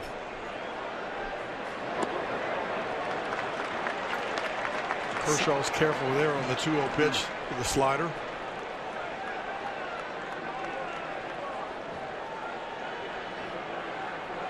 I'd let him swing 3-0. Taking 3-1. He started to first. Wright, who's been arguing all night, still arguing on Duda's behalf. On our pitch tracks, that ball's down.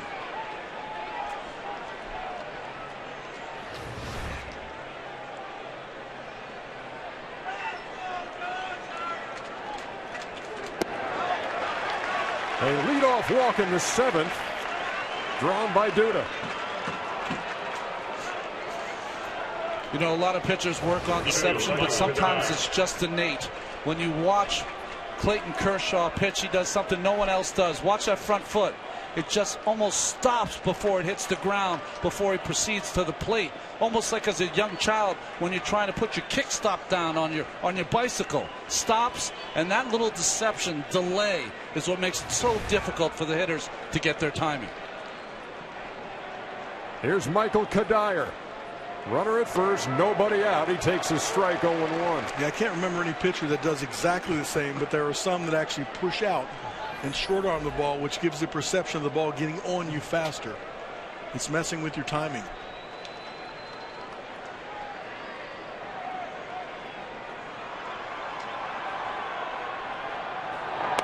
Breaking pitch. Missed outside, a ball and a strike. Tim Tuffle, the third base coach, giving the signs to Kadire. You don't have a lot of speed at first. You don't have a lot of speed on this Mets team. I think most of those are just decoys right now.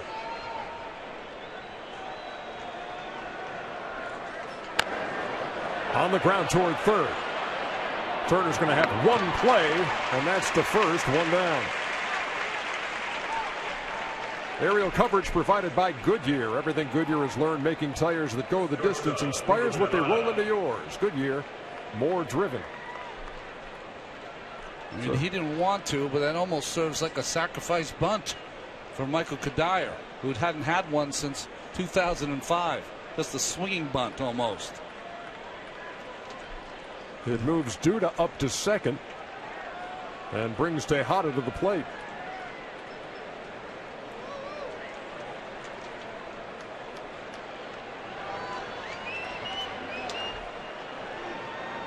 Addison Reed loosening in the Mets bullpen. Jacob deGrom is in the on-deck circle.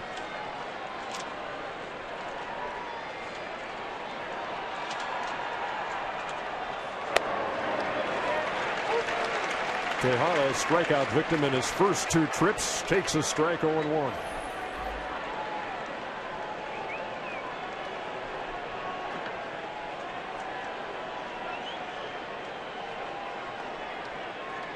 Terry Collins Mets with a 1-0 lead, trying to add on here in the 7th against Kershaw. You're in a strange predicament here. You can't pinch run for Lucas Duda. He's your best fielding first baseman. You can't pinch hit for Ruben Tejada. He's your best shortstop. Michael Kadire, who just made an out at first base, he's probably going to be replaced in the outfield as you start to get your defensive team out on the ball field.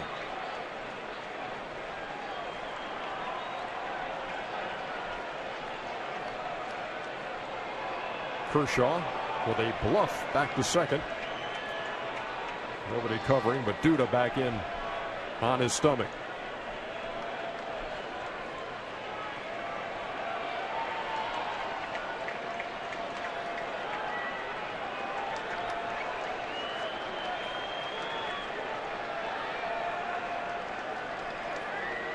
The 0-2. Stayed alive. You know, you have a hard decision to make. But you see Baez up for the Los Angeles Dodgers with DeGrom on deck. I think for the Mets, if they think they're going to win this series, if they're going to push themselves further on in the postseason, they're going to have to ask these young pitchers to go further and further than they have all season.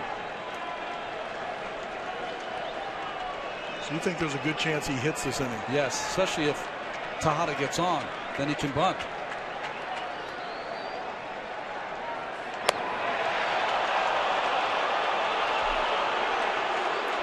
One ball, 2 strikes to the Mets shortstop. There's that backdoor slider, trying to bring it back just to the edge. It stayed off the plate. Good call.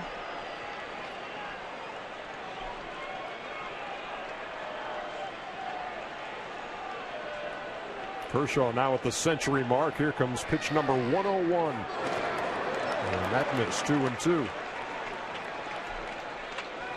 2009, Kershaw got roughed up by the Philadelphia Phillies, and before his next start taught himself in the bullpen at Wrigley Field how to throw a slider. A.J. Ellis says it's what took him from good pitcher to great pitcher. 3 Cy Youngs later, who's going to argue?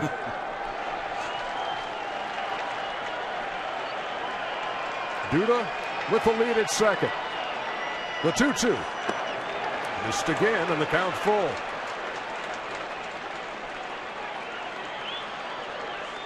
Kershaw trying to go for the punch out, pitching around the periphery of the strike zone, but Tejada not biting.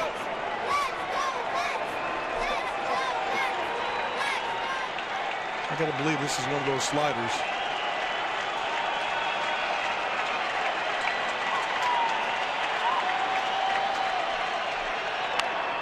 Grounded foul right over the head of Tim Tuffle, who's outside the third base coaching box, about halfway to the plate. The third base coaches will get that close because in a big situation or any situation with a guy in second, they're trying to get as far down so they can get a read on whether they want to send the runner home on a base hit. Yeah, it's to delay their decision until they see if he comes up with the ball. He's definitely going to be the eyes for the runner on second. The 3-2.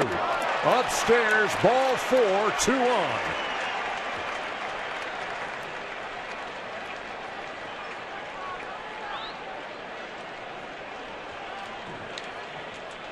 Pitcher, Jacob DeGrom.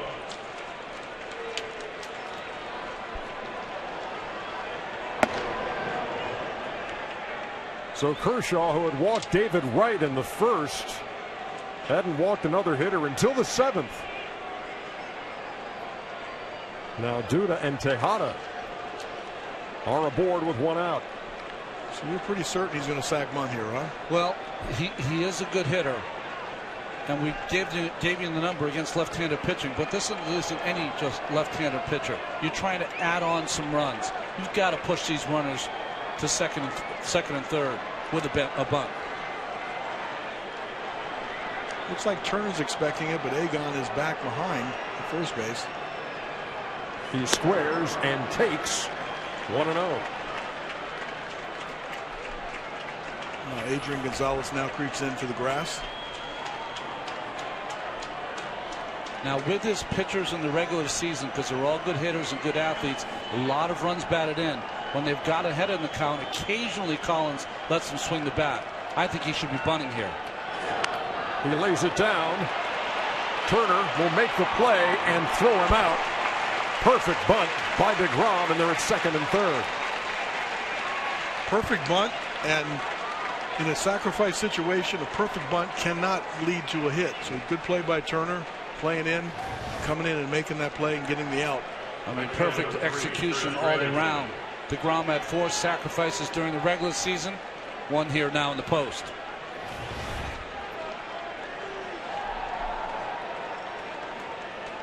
And that brings up Curtis Granderson, who's 2 out of 3 and hit an absolute bullet his last time right up the middle.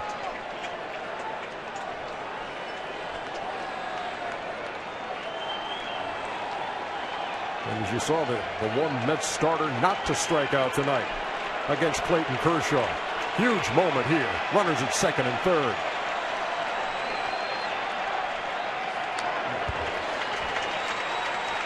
There's that fastball in the first pitch again. This time he was playing possum. He swung at it. I told you before, to end the regular season, 72 straight plate appearances without swinging at the first pitch. He's done it twice in this game.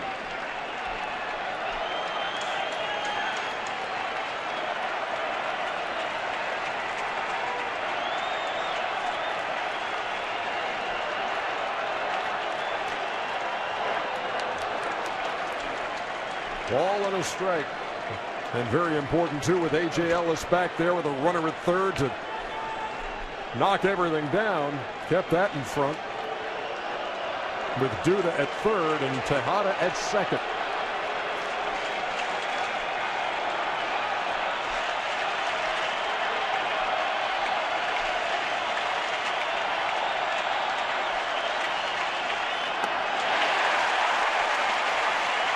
Kershaw a strike away from getting out of a major trouble spot here in the 7th. Dodgers with 3 fielders on the right side. Only Seager on the left side of the infield against Granderson.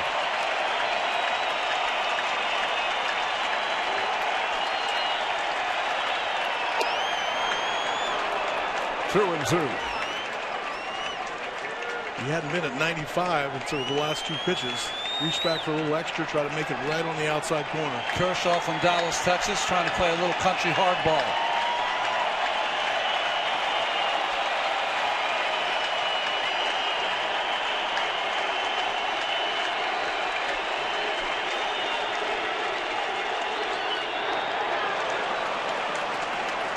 Full count, 3 and 2.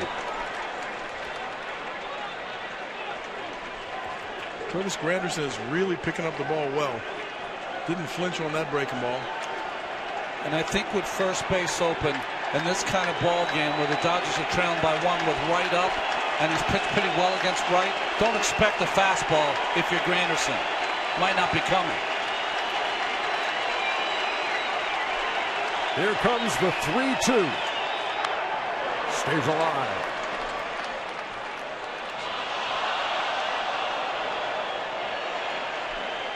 Granderson got a hit on the curveball. He jammed it into left center field and then hit a bullet on a fastball up the middle.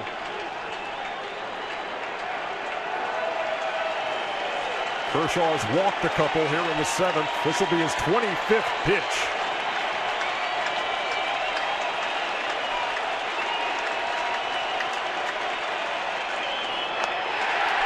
Ball 4, they are loaded. And Kershaw wanted that desperately.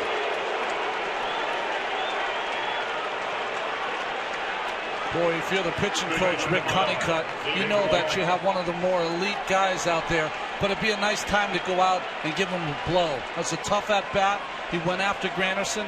Wright's up next. And here comes Mattingly. Don Mattingly is already motion to the bullpen.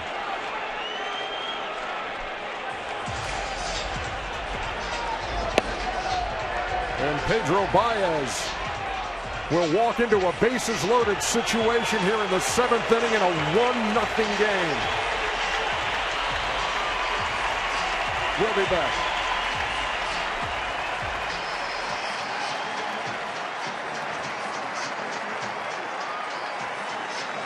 Ladies and gentlemen, your attention please. Now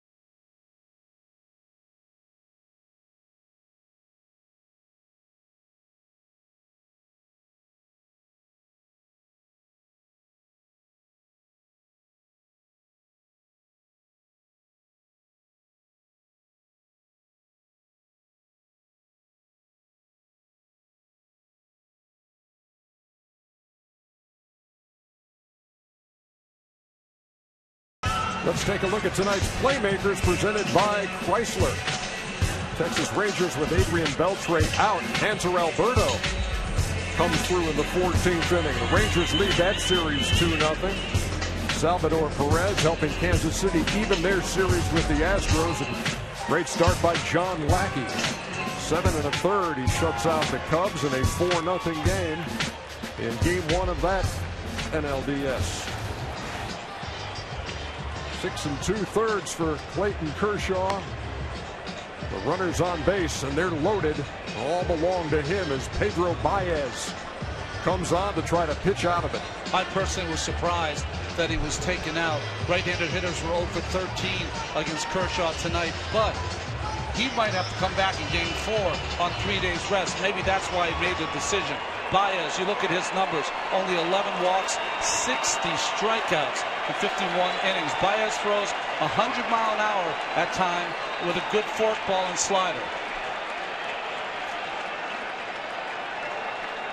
There you see the runners. David Wright at the plate.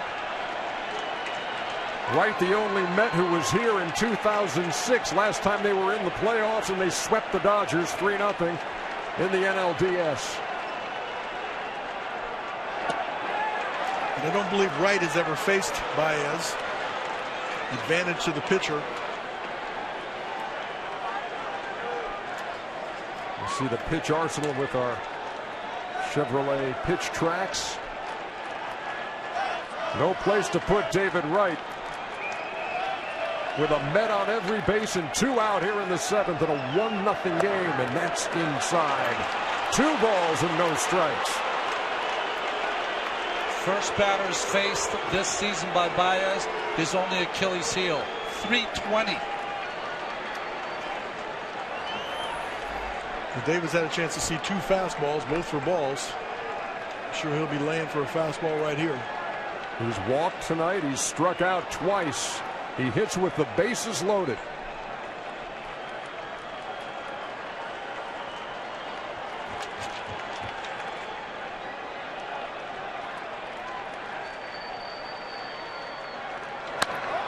In the air, down the line and right, but foul.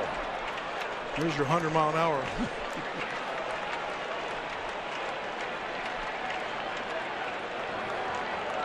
Bearded J.P. Howell, the veteran left-hander, in the Dodger pen. Huge opportunity here in the 7th for the New York Mets to build on a 1-0 lead. Take advantage of 3 walks by Clayton Kershaw, whose night is over after 6 2/3.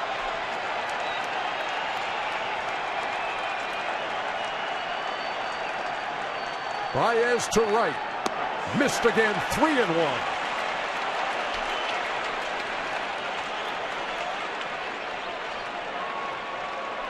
You know, we always talk about the starting pitchers coming into this game and the nerves that you have to battle.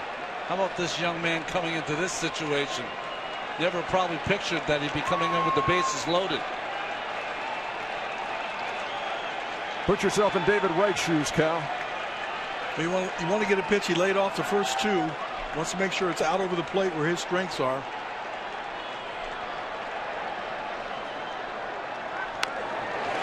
Foul back. 3-2. Good pitch by Baez. Got a little anxious there and chased the ball in the inside part. It was pretty gutsy to throw a strike there with some good sinking action.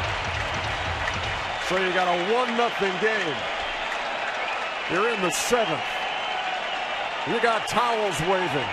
You got the bases loaded and 2 outs and a full count. Runners will be on the move.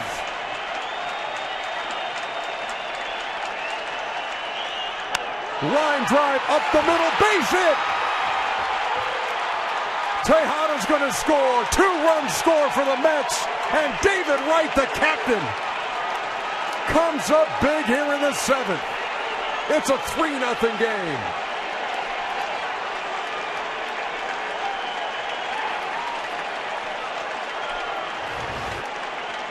Just great hitting right here. Looks out over the plate. Lines it straight back up the middle.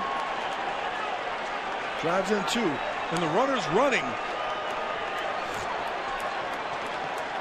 You don't think that means something to number 5 and the bench reaction? Big 2-out hit by Wright.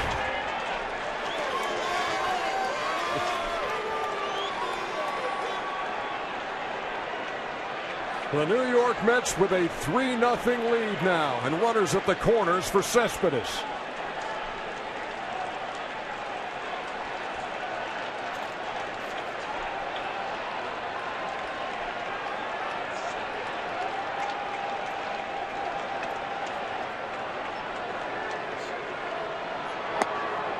There's a strike from Baez, 0-1. Last year in the NLDS against the Cardinals, the Dodgers allowed 13 runs in the 7th inning of that series. They've allowed 2 big ones here in the 7th of Game 1 against the Mets.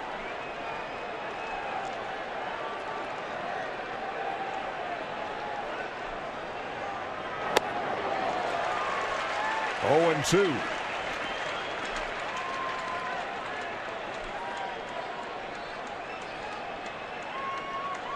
Ellis coming out in front of the plate to let his defense know if David Wright at first base takes off and tries a little college play, 1st and 3rd, what they're going to do with the ball, whether they throw it through or not. Curtis Granderson, the runner, at 3rd. David Wright at 1st after a huge 2-out knock. There goes Wright.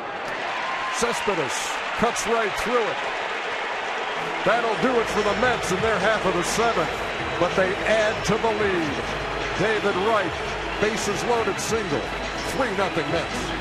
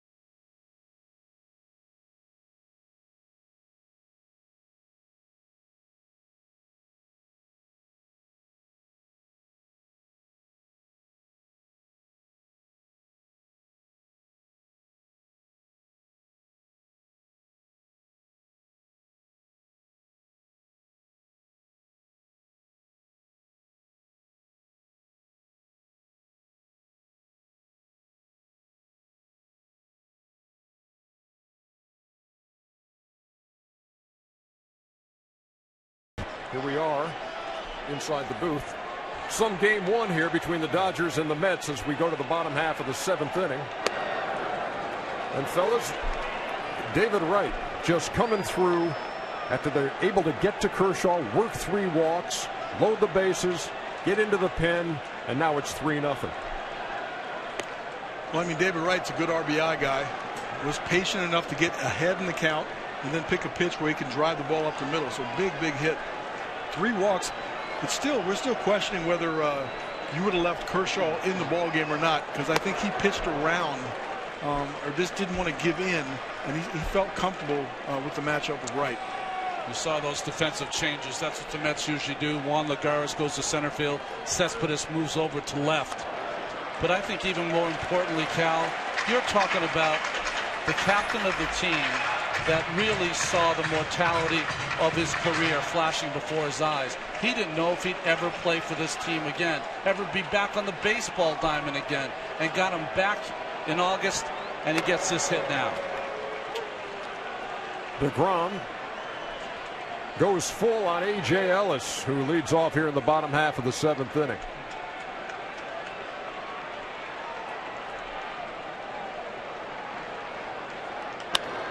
In the air to right. Granderson over. Lagares over. Lagares, the Gold Glover a year ago, calls him off, and that's out number 1. Center field, number 31, Josh Peterson. That'll bring up the number 8 hitter, Jock Peterson.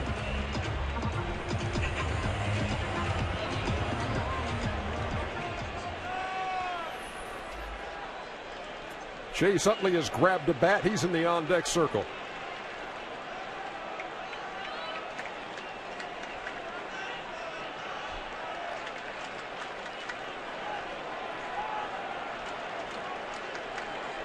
Peterson intentionally walked in the 2nd.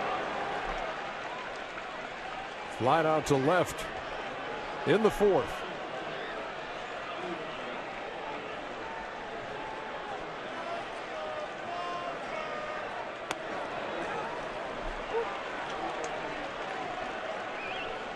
There is Chase Utley, the longtime Philadelphia Philly, reunited with Jimmy Rollins in Los Angeles this year. Peterson wants time.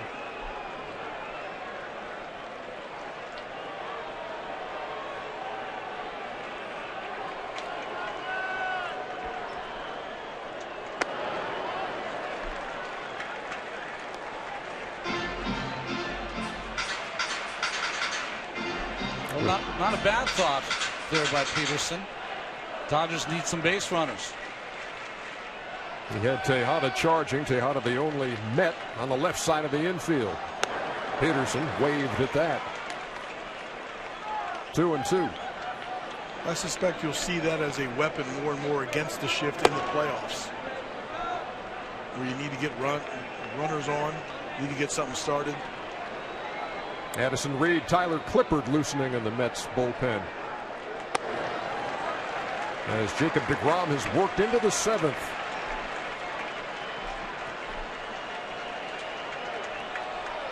I said before, 117 was his high this year.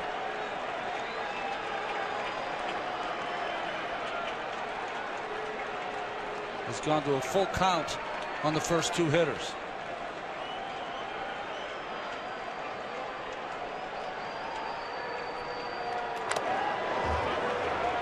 Right off the mask of Darno. Still maintaining 97 in the 7th. And Ronnie, you know better than anybody that you were in a game most of the way here where one swing ties it up, and now you've got the luxury of a 3-1 lead. Got to go after him. Fouled back. And we'll do it again. Sometimes the score dictates how you pitch. And 3-2 in the regular season in a closer game with all the home runs, 26 that Peterson hit, you might have to be more careful with him. But here you try to pitch him away. You hope he hits it to the biggest part of the park and that it stays in the ballpark.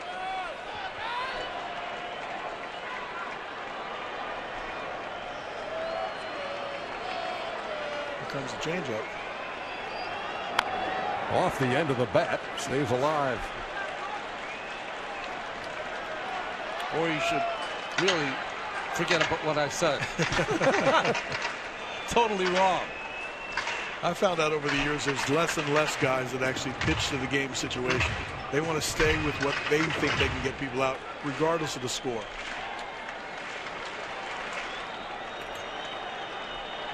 But your best pitch is your fastball, and you're getting it over.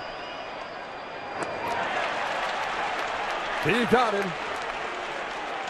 2 up and 2 down. Some of the sights and sounds here of game 1. What was that first pitch? The first That was a good swing right there. Ooh, that was if nice. I would have been here, trying to get that hole.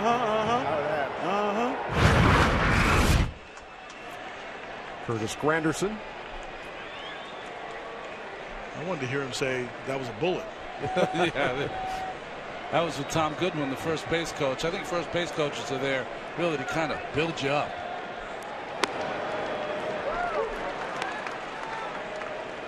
Well, here's Chase Utley on the pinch hit with 2 down in the 7th.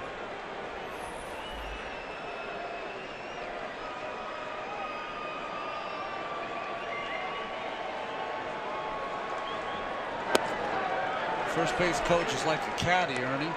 When you ask him, is the 2 balls right? He said, of course it is.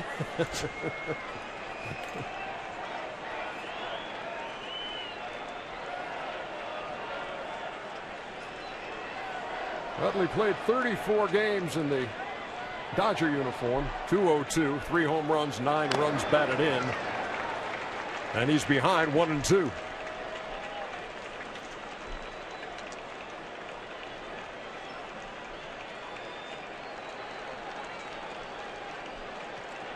Dozen strikeouts for Jacob deGrom. And this will be pitch number 120.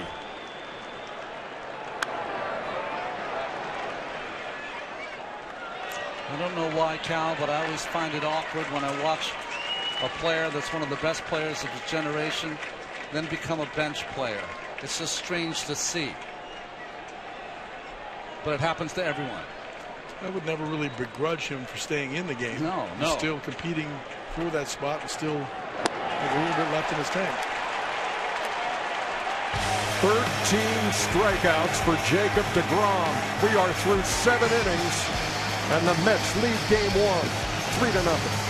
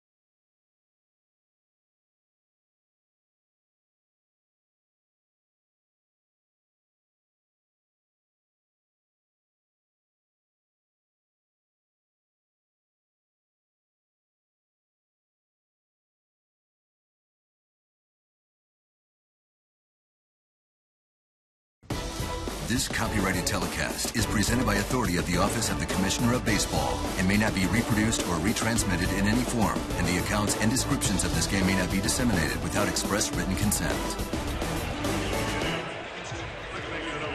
How's that for a postseason debut? Jacob deGrom shutting out the Dodgers at Chavez Ravine through 7 innings with 13 strikeouts, 1 walk. That was intentional. Set down the last 11 he faced. My goodness. Joel Peralta, the 3rd Dodger pitcher. Veteran right-hander. Had a pretty good year here for the Dodgers. Daniel Murphy in there. He homered. That was back in the 4th. And gave the Mets a 1-0 lead. Stayed that way until the 7th when they chased Kershaw and got a big 2-out, 2-run single with the bases loaded from David Wright, excuse me. This is Murphy at the plate.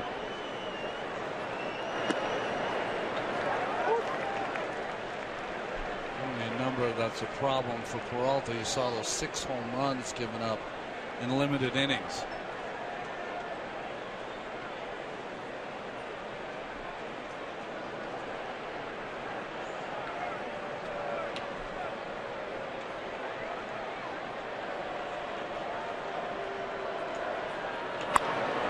Hit on the button to right. Ethier makes a sliding catch for the first out.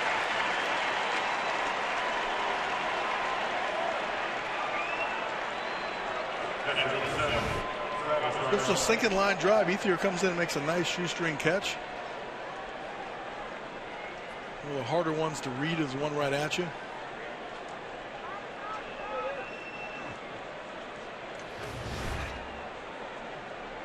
Pitcher always appreciates that, doesn't he? Next day it's a pop-up. Now here's the catcher, Travis d'Arnaud.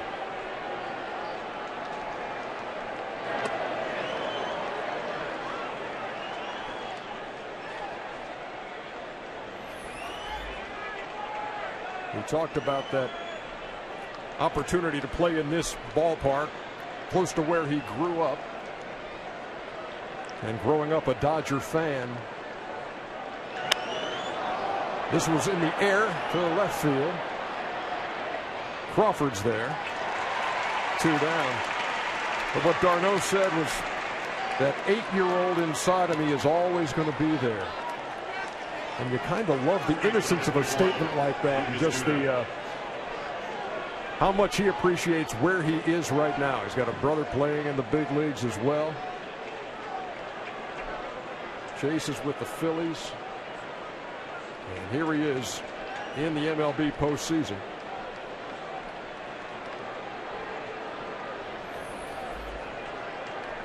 Peralta gets the first 2, and here's Duda. He got things started in the 7th inning when he drew a walk from Kershaw. That Kershaw walked 3 that inning. And with the bases loaded, his night was done. Pedro Baez came on, and David Wright greeted him with the 2-run single.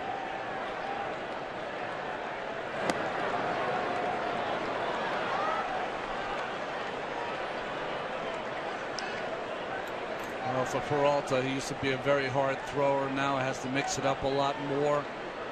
Breaking ball you just saw there, but his changeup is usually his best weapon, especially against the left-handed hitter. Those less than 50% fastballs.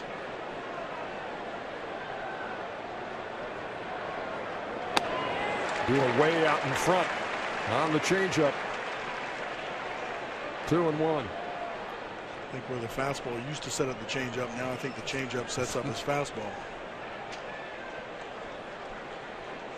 Dodgers will have the top of the order in their half of the 8th, trying to do something about this 3-0 deficit.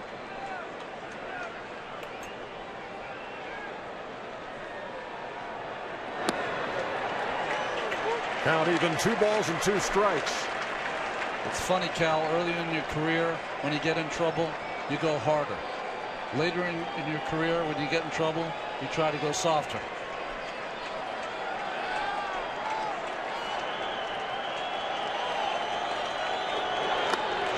There's a quick pitch right there. 1-2-3 inning for Peralta. Tyler Clippard on in relief when we come back.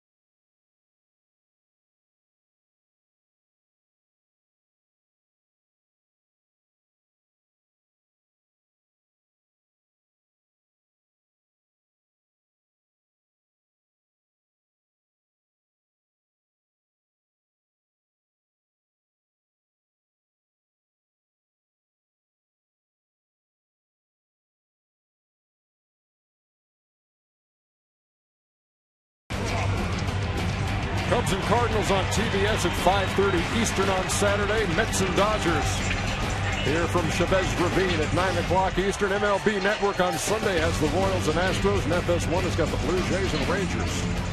That's a 2-0 lead for Texas, winning a couple on the road. Tyler Clippard comes in, only 1 run given up in 6 innings of work with 7 strikeouts, all of those with the Nationals. Carl Crawford leads it off. 1-0. The opponent average always interests me when the reliever comes in. Kind of tells you what kind of stuff he has. 186. The league is hitting off of him.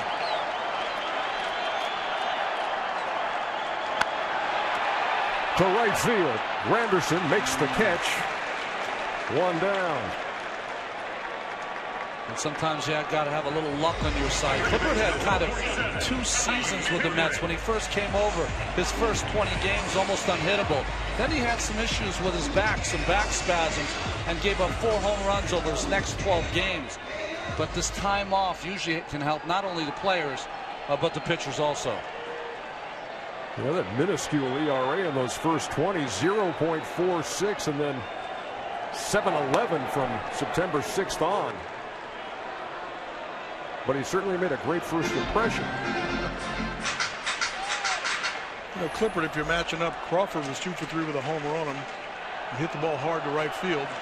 Kendrick is 2 for 3 off of him. So 2 guys that have seen him pretty good so far. Kendrick to the gap in left center field. That ball's going to get down, and Kendrick's going to have extra bases. Runner at second, 1 out. And here comes the kid.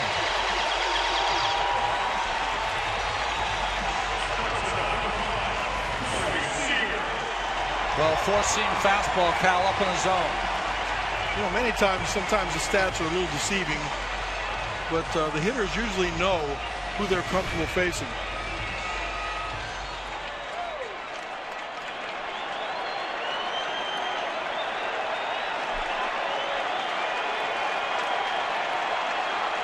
Seager has a ground rule double on a ball that Kadire had trouble with right on the line. He's also struck out twice. Darnell right out to see Clippard. The one thing I've seen from Clippard that's a little different from his time when he did his best work with the Nationals, his fastball hasn't had as much zip on it upstairs. His changeup has still been good, but if you don't have the fastball to work off of, sometimes not as effective. Well, he had 32 saves back in 2012 for the Nats.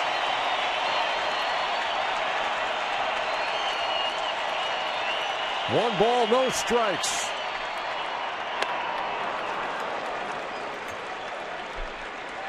Any kind of trouble that Clippard gets in. Jerry Reese Familia had 3 saves this year, or 5 outs. 5 saves that were 4 or more outs. So he's up getting high.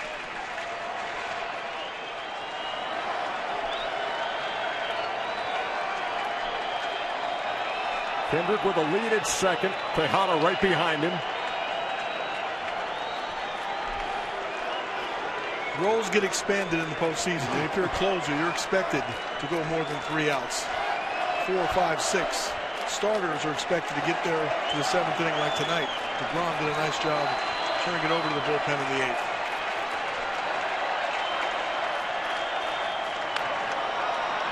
In the air, shallow right. Murphy back and calling, squeezes it for the second out. First baseman, number 23, Adrian Gonzalez. Big out for Clippard right there. You know, when you're talking about multiple saves, as you see this fastball jam Seager, you're right, Cal. The old adage from managers in the postseason, hey, this is how we've done it all season long, that's been thrown out the window. You do whatever you can to win tonight's game. Figure out tomorrow. And you bring that up in a ballpark where a couple of years ago, the Atlanta Braves trying to force a Game 5 back in Atlanta with the lead in the 8th inning.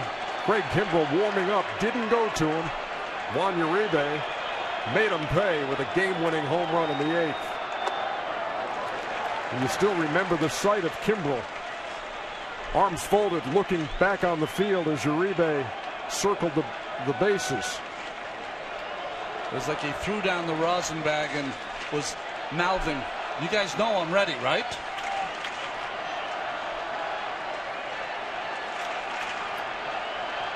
Adrian Gonzalez waiting on a 1-0 from Tyler Clippard. Into left field, that ball's going to get down and it's going to score a run. Kendrick will trot home and it is 3-1.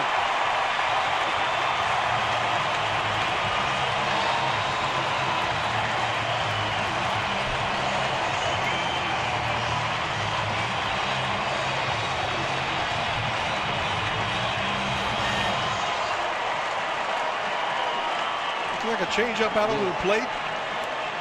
He likes to stay on the ball, go to the opposite field in RBI situations, lines it down the left field line, drives in Kendrick. I think he was really happy to get DeGrom out of the game.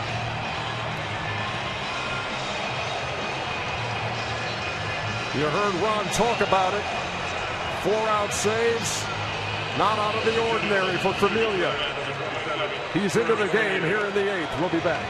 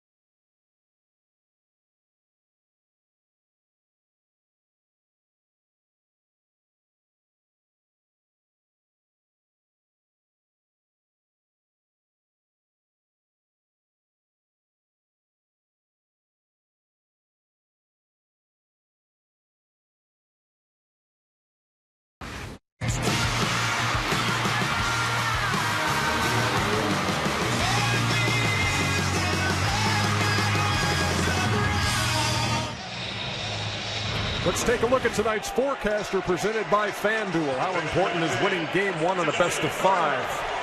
72% chance of winning it if you can take that opener. Mets are trying to do that here at Dodger Stadium.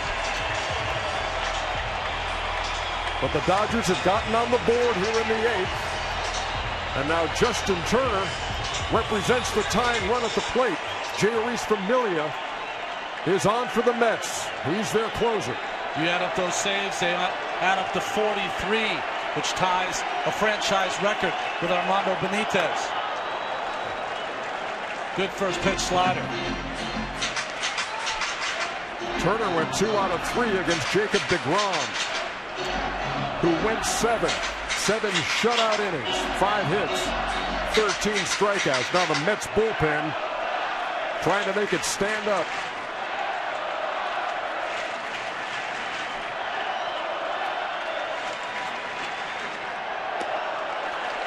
We talked earlier about Curtis Granderson didn't know till 4 hours before the first game that he was going to be the leadoff hitter for this Mets team. Well, Jeurys Familia, as you see Kelly Johnson, who came into second base, Murph over to first. Familia didn't know he was going to be the closer till his good friend Henry Mejia was suspended in April. PED use put him on the shelf. 1 ball, 1 strike.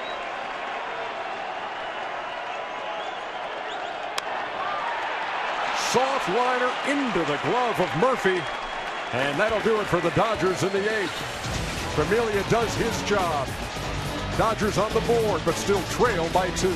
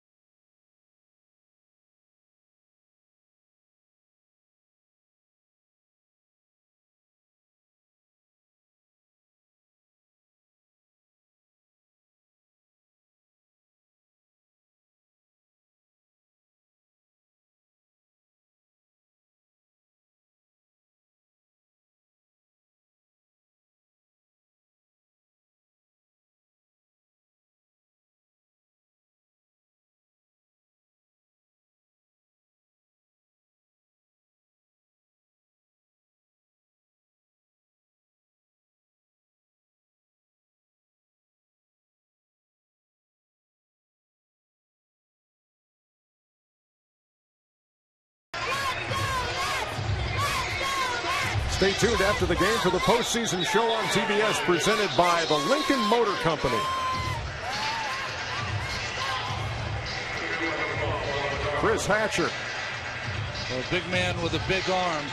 Clayton Kershaw went 6 2/3, gave up 3 runs. Baez pitched a third of an inning. Peralta an inning, and now Hatcher on to pitch the 9th. He was part of that deal with Miami when D. Gordon was traded to Miami. There's the man of the hour. If you're a New York Mets fan, Jacob deGrom with a 13 strikeout postseason debut, allowing 5 hits, shutting out the Dodgers through 7 on the road. His fastball was the big punch-out pitch early. Then that changeup really started to become effective late.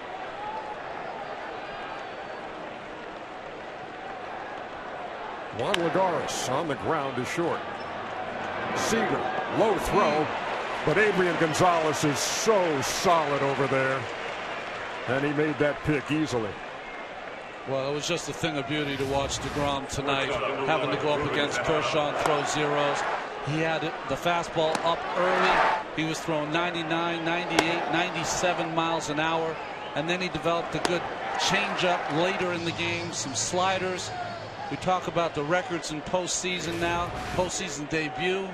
No one struck out more in the postseason than Tom Seaver and Jacob deGrom with 13. That's doing something. I will say, here's Ruben Tejada.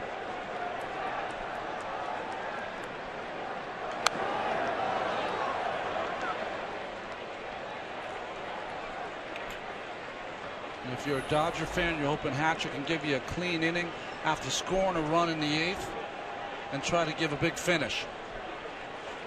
Remember, Familia, this is his first postseason game. Tejada was one of 3 Mets to walk in the 7th against Kershaw and one of 2 to score.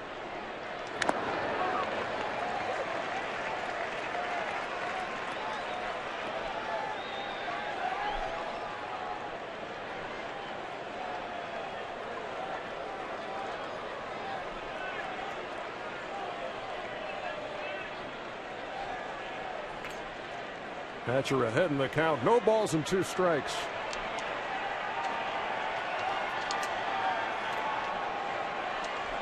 Vying for those man of the hour honors also is David Wright, who came up with that huge bases loaded single with 2 out that made it 3-0. And don't forget Daniel Murphy's solo home run that got the Mets on the board, and that came in the 4th.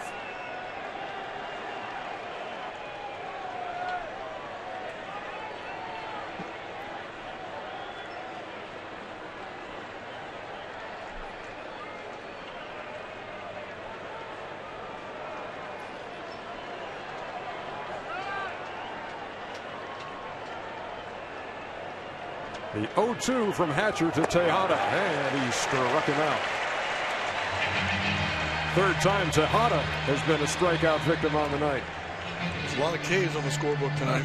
I was just thinking, a lot of scoring opportunities. This is just a hard fastball, a little up in the strike zone. Ernie, check my math. 27.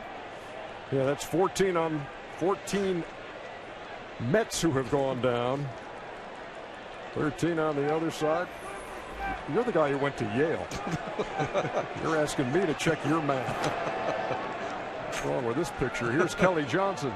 I was looking forward to seeing Seager play shortstop tonight, and then he didn't get any plays until just that last one, and his arm wasn't loose because he had no reps. A lot of strikeouts.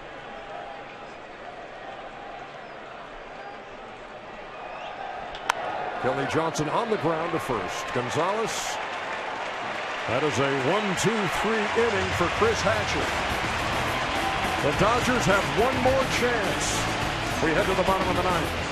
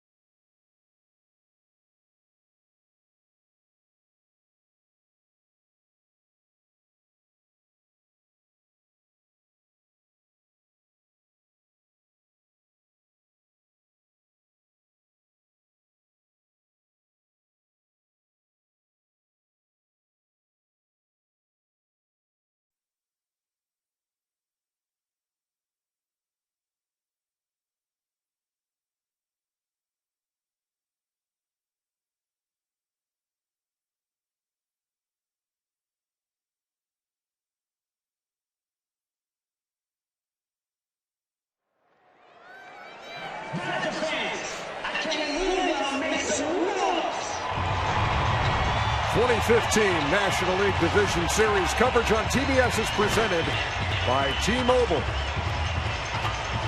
Last chance for the Los Angeles Dodgers in Game 1. They trailed 3-1. Jayuris Familia, who came on and got the last out of the 8th. Back out there to look for a 4-out save. To tell you how different it is in the postseason, the best reliever of all time, Mariano Rivera, had 652 saves. Only 11 of those in the regular season came on 4 or more outs. 31 of his 42 saves in the postseason were 4 or more outs. You really can't do that during the regular season by playing every single day. And Mariano was the best, period, but the best in the playoffs. Okay, we've had a beach ball earlier. We've got a hat now on the warning track. I like that center fielder Lagares is saying, you know, you get it. I'm not getting it. You know, the off days allow you to kind of keep people fresh in the bullpen. The season does not allow you to do that. Andre Ethier will lead off. I see Jimmy Rollins with a bat. He's in the on-deck circle. He would pinch hit for A.J. Ellis.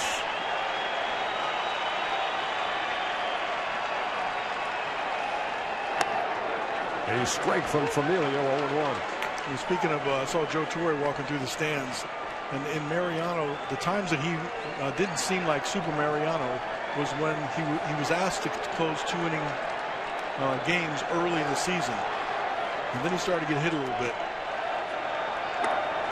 That's the split finger that Familia picked up in the second part of the season. 93 miles an hour to go along with that sinker and slider.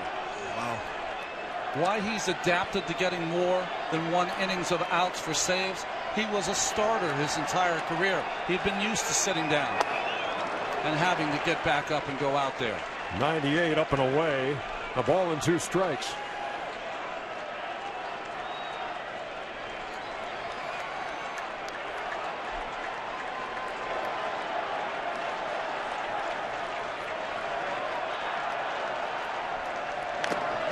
He just did get a piece. And that's the split right there. That's the split. 94. The way you say that, Cal, sounds like you're happy to be up here. Yeah. That's filthy, what that is.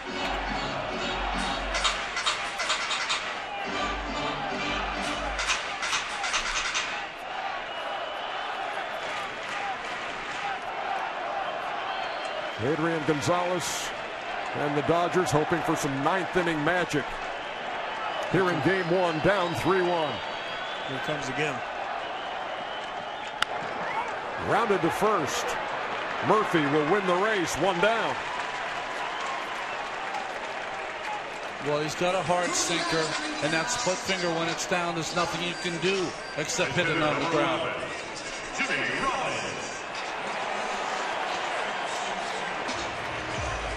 Noah Syndergaard gets the ball in Game 2 against Zach Greinke.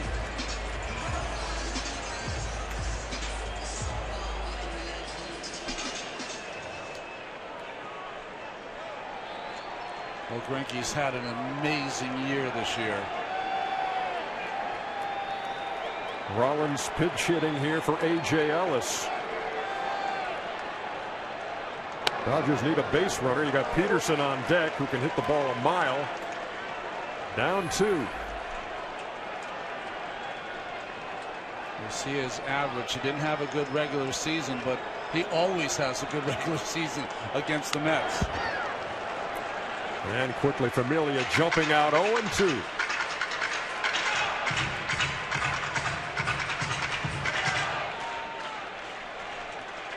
With 6 games to go in the regular season, excuse me, Cal, the Mets had a 2-game lead for the best record in this matchup to host the first 2 games of this series. But they saw that lead vanish in the last week of the season, had to open up here. But they're 2 outs away as Murphy makes a great diving stop and the flip Now they're 1 out away from taking game 1 of the NLDS. What a game by Murphy. The home run, and now this play to his right. Nice dive, good presence to get up, good flip to Familia covering first base. Started tonight at second base. They made the double switch. He moved to first when Kelly Johnson moved to second, and that was a huge play to keep the bases empty.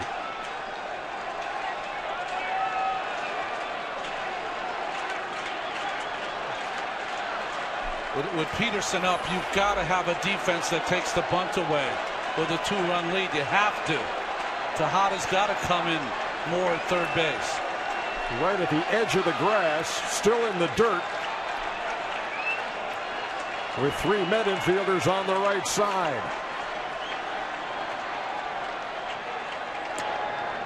Peterson takes a strike. I'm sorry, Ernie. It looked like there a little confusion, and then all of a sudden common sense came in and said, okay, we got a 2-run lead. I can't give him a bunt, give him a base runner to put the tying run at home plate.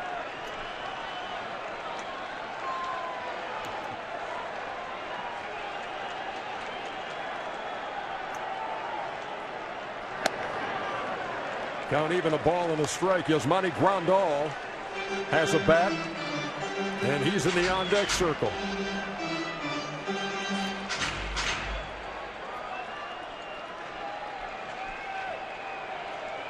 May very well see him behind the plate in game 2 on Saturday. Grandal.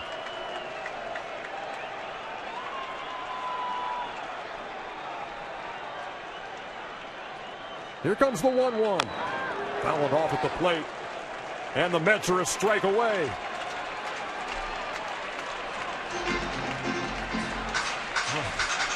Kershaw with a shake of his head.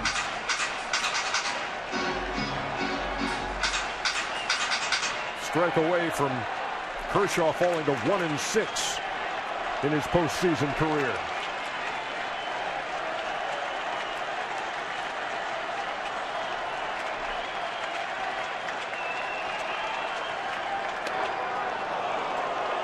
Just missed 2-2. Well, we saw a quick pitch from Joel Peralta. Familia will also do the quick pitch that he picked up from LaTroy Hawkins when Hawkins was a Met.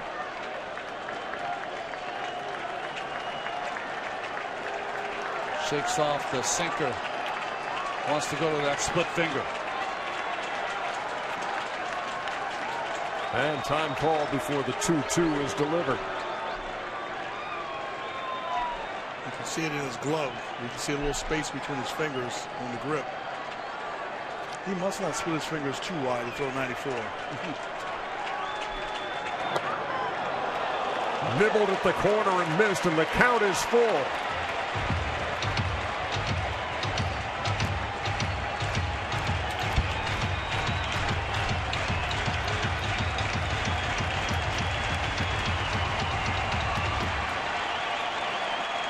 Ronnie? I mean, I would throw a fastball with a 2-run lead when you throw 98.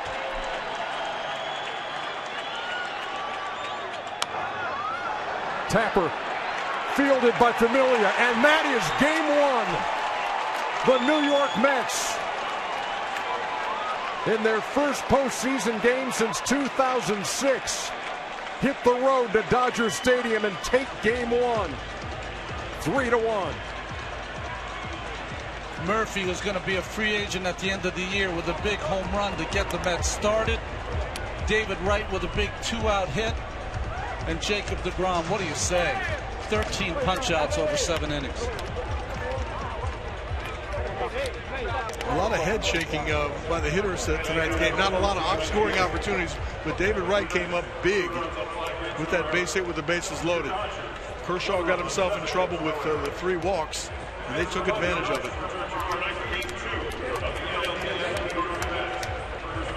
I told you earlier, 72% of teams that win game 1 go on to win the series. This was a huge win on the road, and road teams have been telling the story so far in this 2015 postseason. Don't make excessive noise, and please do not litter. And as always, drive sober. Well, Sam Ryan is down there with Jacob deGrom. Sam, take it away. Jacob, all smiles now. Your first career postseason start. What was the tension like out there? There was a lot of tension, you know, and I knew they had Kershaw going, and I knew it would be a close game. So I was trying to get early outs, and I look up in the second inning, and my pitch count was way up. And from then on out, I tried to just get strike one and go from there. It was getting up there, but then the 5th, the 6th, the 7th, you worked a lot quicker. What was the difference for you? I think just mixing it up a little more, you know, trying to get quick outs, and I got a few ground balls and a couple pop-ups on first pitches. So when Clayton Kershaw is sending them down just as well, how much does that fuel you? It fuels me a lot, you know, seeing what he's doing over there, and I'm just trying to match what he's doing. So that was my whole goal tonight. Okay, so 13 strikeouts, 3 of them Adrian Gonzalez. The third time, we go to the 6th, 3-2 count. What's your thought process? Make a good pitch. Don't leave something over the plate that he can hit. You know, I think he's got 2 home runs off me, so I just didn't want that to happen. So I was just trying to make a good pitch in the 3-2 count and try to get a ground ball, really, is what my goal was there. Congratulations, Jacob. Thank you very much. Back to you guys. When we arrived at the ballpark today, it was 100 degrees. We said, think cool thoughts. You know what a cool thought is? Jason deGrom. That is a cool customer and winning his postseason debut and giving the Mets the early advantage in this best-of-5. Our final score, Mets 3, Dodgers 1. For Ron Darling, for Cal Ripken, Sam Ryan, and the rest of the crew, Ernie Johnson saying good night from Los Angeles. TBS is your home for the National League postseason. Following a quick break, stay tuned for the postseason show on TBS presented by the Lincoln Motor Company. Game 1 in the books. The Mets up in this best-of-5.